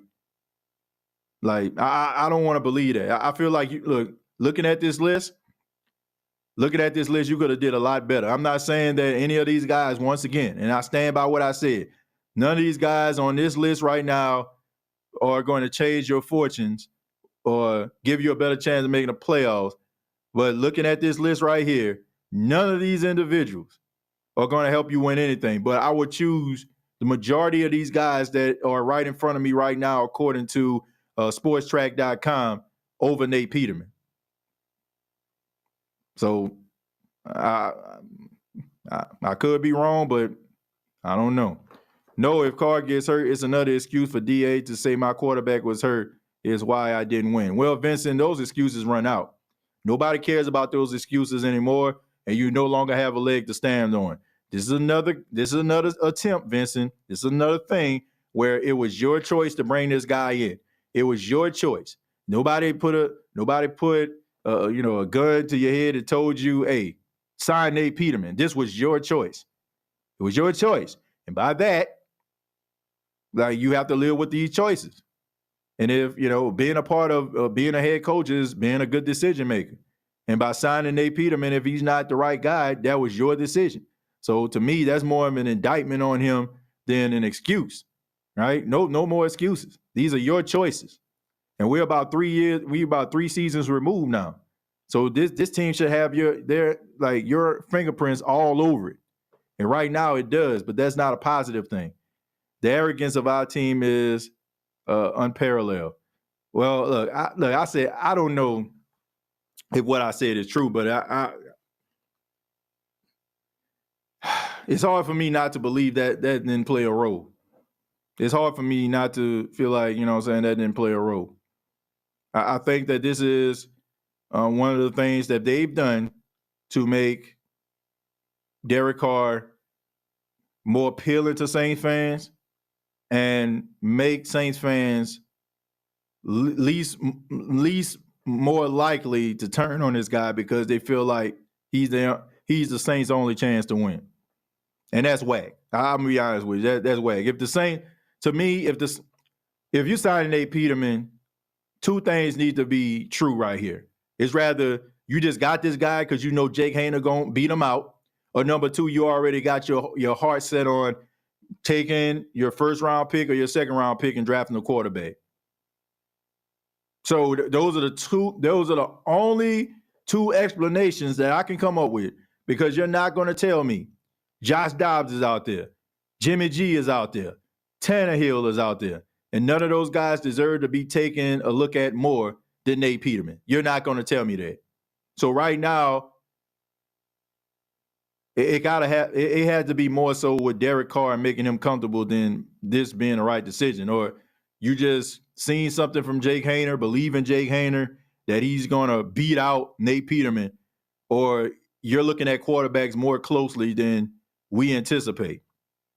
Now, if the Saints go and they try to make a trade to trade up to get like one of the highly touted quarterbacks, I can understand this Nate Peterman signing. You basically just got him in depth for training camp purposes. He's going to get slapped around by some of the other talent out there, and he'll never be seen again. But if you are bringing in Nate Peterman and he has a clipboard week 2, week 3, week 4 as the backup quarterback, you basically doing that for Derek Carr.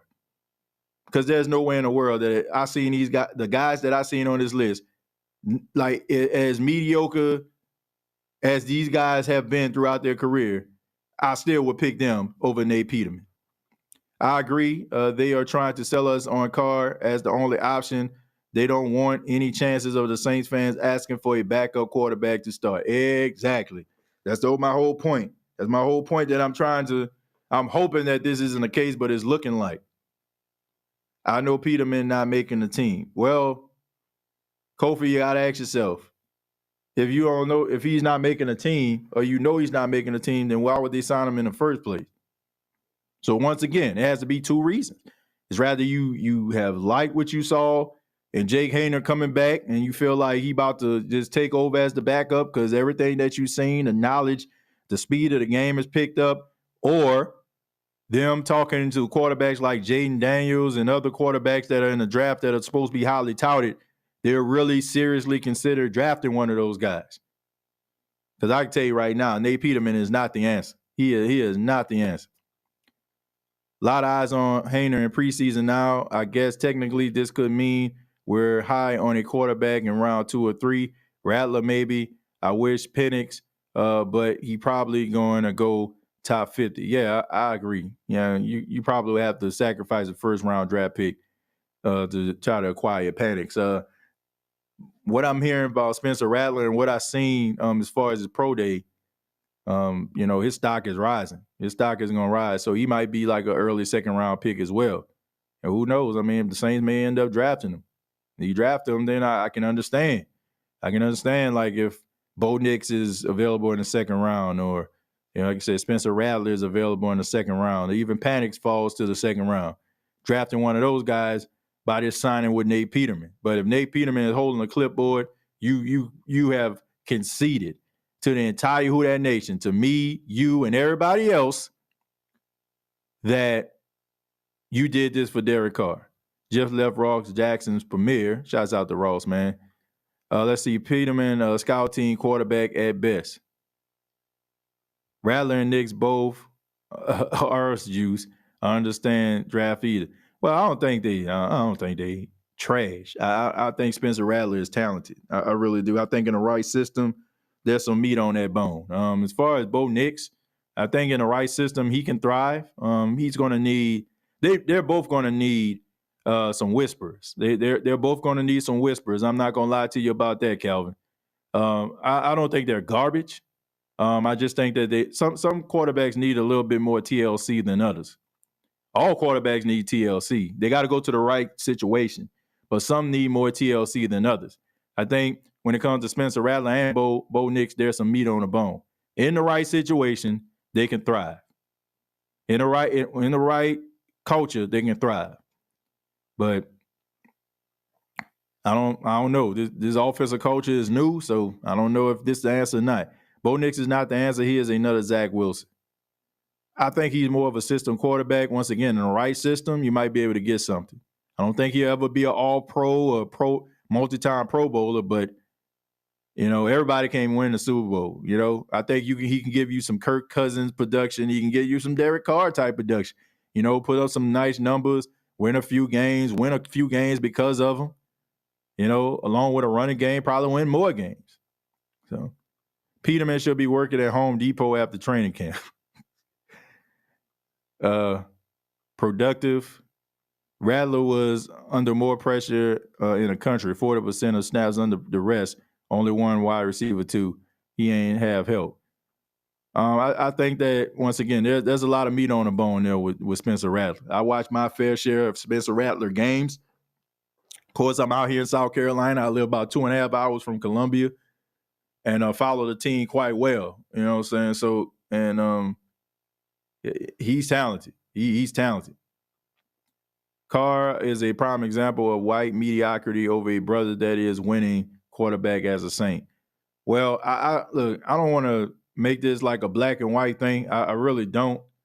I think, honestly, it is more so than the Saints believe more in Derek Carr than they did Jameis Winston. They looked at Jameis Winston as an outsider or the guy that represents an old regime. And that's the reason why I feel like they made the decisions that they made. I just think that a lot of Saints fans love Jameis Winston. And because they love Jameis Winston, in their mind, it made it hard for Derek Carr to ingratiate himself in Saints culture, which I don't think that's the case. I don't. I don't think it had anything to do with it, because if Derek Carr would have not shown some of the things that we see from guys that are not leaders, like finger pointing and, rather look at somebody else before he looks at himself. And basically you had to bring it to his attention in order for him to even take any type of criticism or blame and make the statement like, blame me. I think that just kind of rubs Saints fans the wrong way, because it came off as disingenuous. It's almost like somebody telling you, like, you say something and then somebody pull you to the side and say, you know what, somebody just told me what you said was offensive. And then all of a sudden you're like, oh, I'm sorry, I didn't mean to be offensive. Or, you know what I'm saying, or I don't want to be offensive. Then you go back and kind of change the narrative, but you already showed who you really are and how you really felt. And if you've been around and watched football for quite some time, we know PR plays a huge role in how we look at these players. Do we look at these guys as the biggest jerks on the face of God's green earth? Or we look at this guy as the most humble thing since Mother Teresa or Princess Diana or something? I don't know. Like, we know that PR plays a huge role. So I think by pointing fingers at Chris Olave, even though he didn't run the right route, which was justified, some people say that he did run the right route, but he wasn't a part of the whole entire offensive play. When you do stuff like that, it's kind of hard for people to kind of embrace you, especially when you're trying to make a really good impression. And I think that maybe Derek Carr had this thought about himself as being the successor to Drew Brees, and everybody should just be happy that he showed up because he has a name, or he has this reputation of putting him in on the right team. He'll make some plays, right? And I just think that he needs to understand that people seeing greatness, right? And you just can't come to the door just because you came after greatness, and everybody just dub you as the guy. You got to earn it. You got to earn it. And it's not just about lip service and being politicky. You got to put in that work and show people that you actually care. TJ, it is not a black or white thing, TJ. It is not the first time with Dennis Allen as well. He said, look, I don't know. I don't know if it's a black or white thing. Anyway, like, I'm not going to buy that, because here's the thing. the Saints were willing to alienate half of their fan base by signing Deshaun Watson. Like, do we remember this stuff? Like, they were going to sign Deshaun Watson. That was Dennis Allen and Mickey Loomis and Gail Benson. They were going to sign Deshaun Watson. So that's why I say I have a hard time accepting the fact that it's just about black and white. Because we've had several shows about the Saints, and they were serious. Like the Saints were really close getting this dude. That's the reason why Teron Armstead was kind of reluctant about signing with Miami. He was waiting to see if Deshaun Watson was going to come. And it was between the Saints and the Falcons. And then the Cleveland Browns showed up and gave him like all that guaranteed money, and he couldn't pass that up. So I'm telling you, like, it's hard for me to accept that. And he had way more baggage than just being a black dude. So that's why I say it's not so much about a black and white thing. It's more so than the fact that Jameis Winston was Sean Payton signee. You know what I'm saying? Like he signed because of Sean Payton. Sean Payton wanted him. But Sean Payton, we know, has this reputation of getting the best out of quarterbacks. So, yeah. You know, like, I don't think it's a black and white thing. I don't want to turn this thing into a black and white thing. It's hard for me to accept that. I don't. Andy Dalton is white, so is Derek Carr. Both got the nod, and Jameis Winston got the shaft. Give me more examples here. Give me more examples. You say Andy Dalton got it because they didn't want Jameis Winston to be the starting quarterback. Because Jameis Winston, in Dennis Allen's mind, I'm sorry. Like, I'm sorry. I disagree that is a black and white thing. I think that it was more so just what I said at the top of the show. Dennis Allen wants more of a sure thing. He wants an easy look that's and something that he feels make his job easier. And he also has to look into the fact that he has to impress an entire fan base and the organization. And even I love Jameis Winston, but we know he has a reputation of being reckless with the football. And we also see that Dennis Allen is not one of those taskmaster type head coaches. His own team didn't even listen to him, right? Yeah, we all remember what happened on the final play, offensive play for the New Orleans Saints in 2023. So when you combine all that, I think it had a lot to do with the fact that he didn't trust Jameis Winston as his quarterback, and he knew that his job was basically on the line, right, if he were to have him out there. So I don't think it has anything to do with racism. I don't. Because why would you want to alienate the entire fan base by signing Deshaun Watson if he was just like hell-bent on just having a white quarterback? Like, we just going to ignore the fact that the Saints were going to alienate a fan base? You had members of the Who Dat Nation divided about the whole Deshaun Watson situation. But they didn't sign Watson, almost didn't count. Man, if they would have got the opportunity to sign him, they would have signed him. You can't move the goalpost, bro. You can't move the goalpost. You can't say, you can't say, oh, you know what I'm saying, they don't want me because I'm black. If I give you if you go to a job, right? And let's just say the job is predominantly white, and they want to hire you. And they say, man, we're going to give you this, this, and that. But you got another job across town that's going to pay you enough money. And you say, you know what? I'm not going to get, I'm not going to take your job. I appreciate what you're doing. I'm going to go over here, right? You can't say, oh, man, they didn't want me because I'm black. No, they didn't. They gave you the opportunity. The Saints were willing to give Deshaun Watson the opportunity to be their starting quarterback. They were willing to wait those 11 games. He just decided to go to the Cleveland Browns where they wanted more money. That's all I'm saying. So you can't move the goalposts here to try to keep a narrative alive.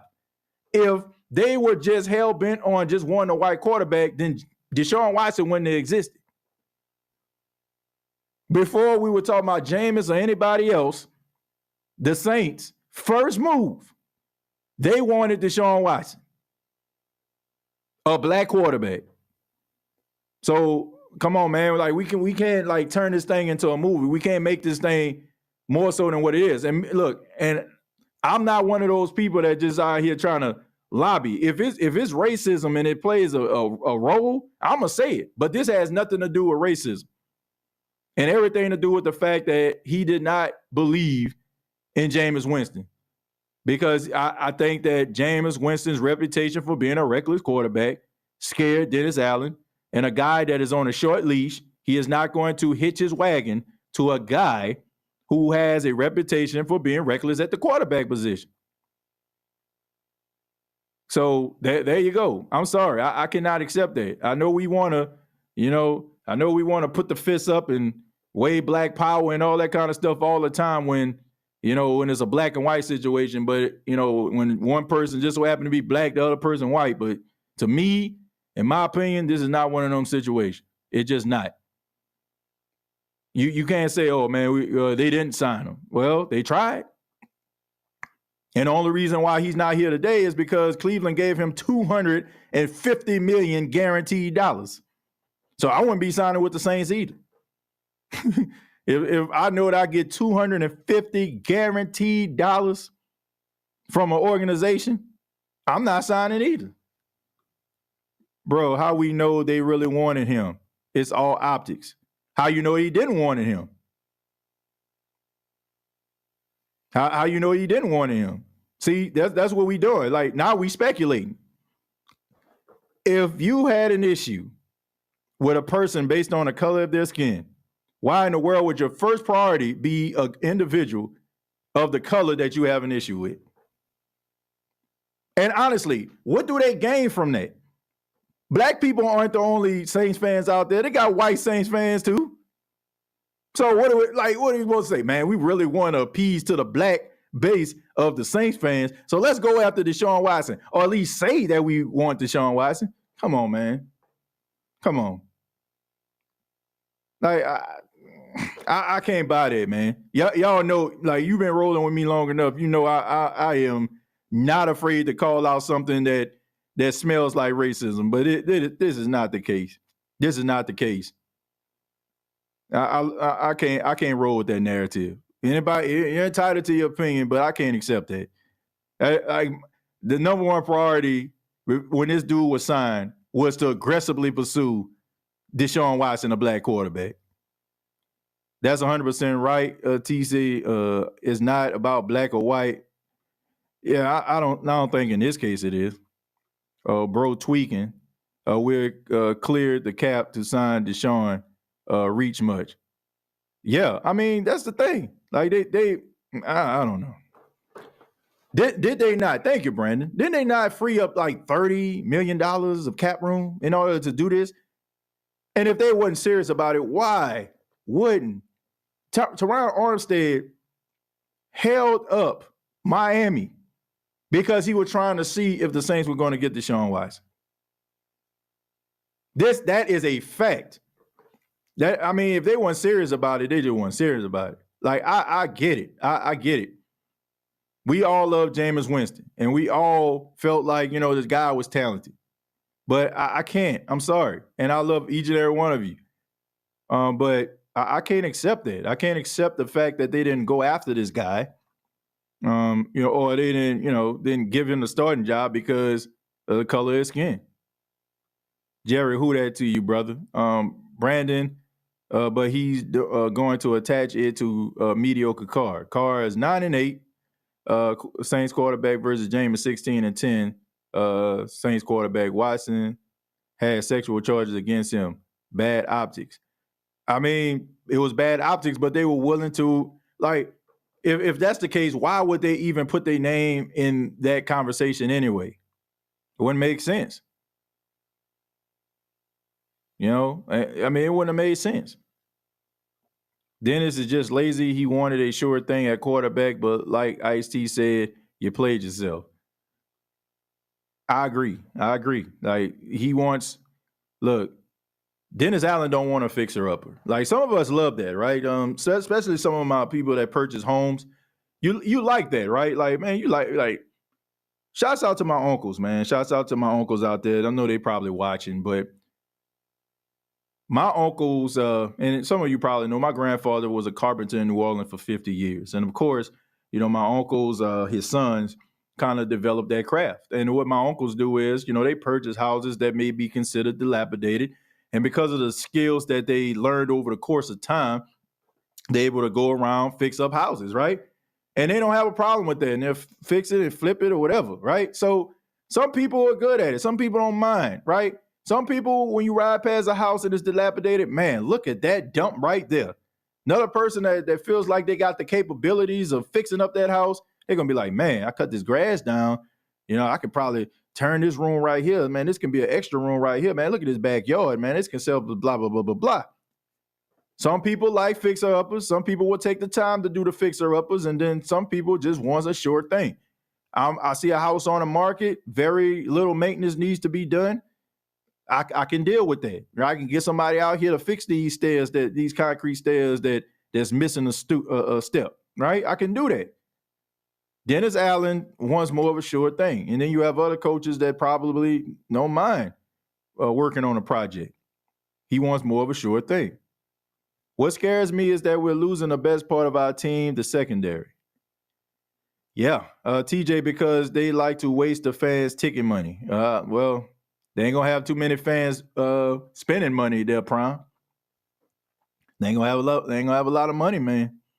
Because people ain't gonna be sitting up here spending hundreds of dollars to watch a team fall all and fumble all over itself. So they got to do it. I feel like the best situation for the Saints is to ride out Carr's contract and all the other bad contracts. Sign players to fill roster spots that are cheap and hungry and want to contribute. But you have to ask yourself that, Nip. Good solutions right there, but you also have to ask yourself this. Are you willing to accept the Saints going this route? Are you going to be willing to support this team and, knowing that this is what they're going to have to do in order for them to get back to where they need to be? Are you going to be willing to accept like some of the hard times that this team is going to fall under while they're trying to become compliant? And right now we see that Saints fans, they got the patience Lloyd Banks say, I got the patience of a high school teacher. I ain't got much patience. You know what I'm saying? Sure, I got the, patience of a hairpin. I got a hairpin trigger right now. I'm ready to boo. I'm ready to fire this guy, fire that guy. Like, I ain't got that patience, right? It was during a time when high school teachers didn't really have that much patience. They were throwing you out. Shouts out to Mr. Robinson, my 11th grade English teacher. He ain't had no time for it. If you talk in his class while he reading a scarlet letter, man, you're going to toss you up out of there. You're going to chunk up the dude. All right. But yeah, man, Saints fans don't have patience right now. They don't have patience. Man, y'all ain't excited about it's Peterman. Man, ain't nobody excited about him at all. No offense, but man, ain't much excitement going on here. A lot of $2 for $3 deals going on around here, and that's not moving the needle in a lot of Saints fans' eyes. So Andy wasn't a fixer-upper. Explain to me why they refused to let Carr heal this year and not start Winston if it wasn't personal. Your point is well taken. I believe differently. That's my whole point. I think you're misunderstanding what I'm saying here. It's because Jameis Winston was not his choice. He was not his choice. And Jameis Winston has why are we pretending? Like, we can love Jameis, but we can be honest. Jameis Winston is reckless with the football from time to time. He's reckless. And we know this. And when you have a coach, once again, who needs to win in order to win over the fan base and win over the organization as being the future and lead this team somewhere, you cannot hitch your wagon to a guy who has a reputation like Jameis Winston has. Like, it's just the truth.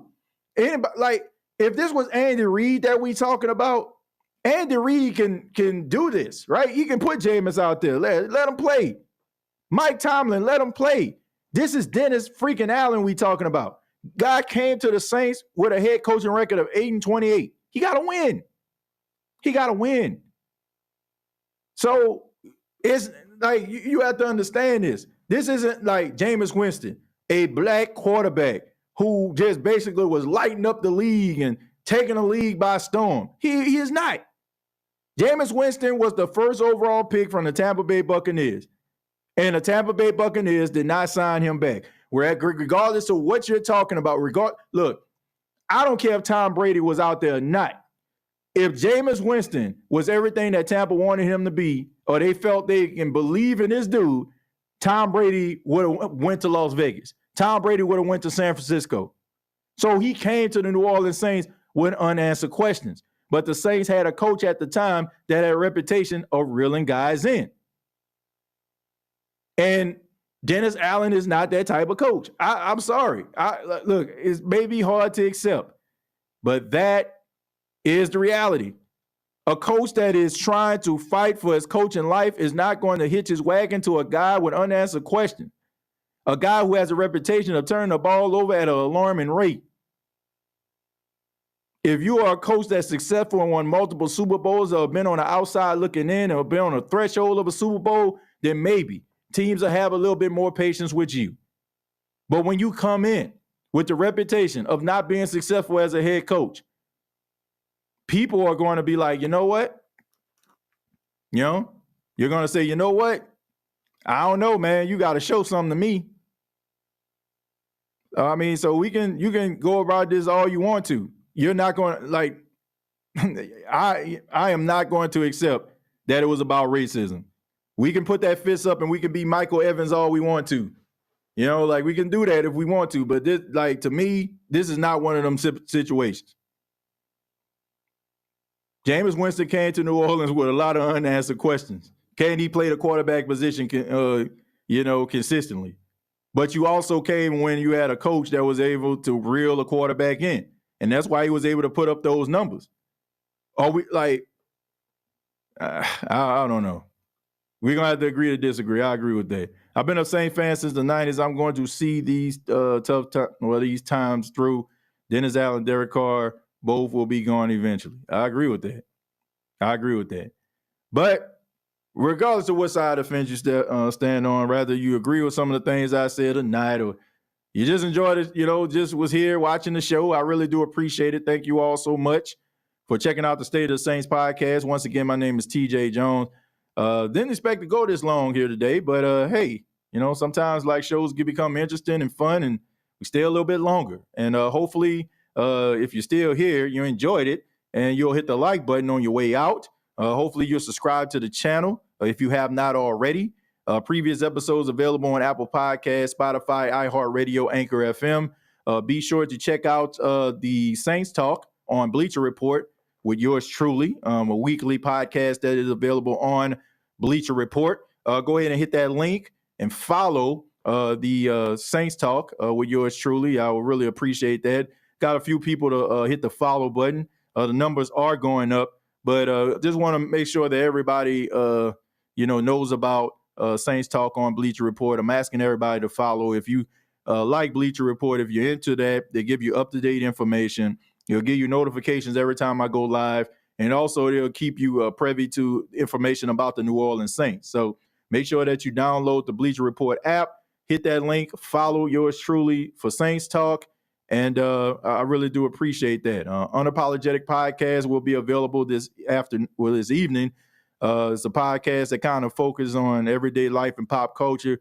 I'll have that coming up for you all on the Unapologetic Podcast channel. That's on YouTube as well. All you got to do is search Unapologetic Podcast. And Gumbo Pod, of course, is available as well. Scout, thank you very much for the $5. Says, appreciate the coverage. I appreciate you, man. Appreciate you for the dialogue and creating a dialogue in the chat. And for everybody that has created dialogue in the chat, no matter, who you are, if this is your first time doing it, or this is your 1,000th time doing it, because we've had over 1,000 shows here. I really do appreciate it. And much love to each and every one of you. Enjoy the rest of your day, night, morning, whenever you're checking out this podcast. And like always, all I got to say is, who that? Thank you for listening to my daddy's podcast. Hey, don't let these tears fool you. It's all dog around this mug. I'm good.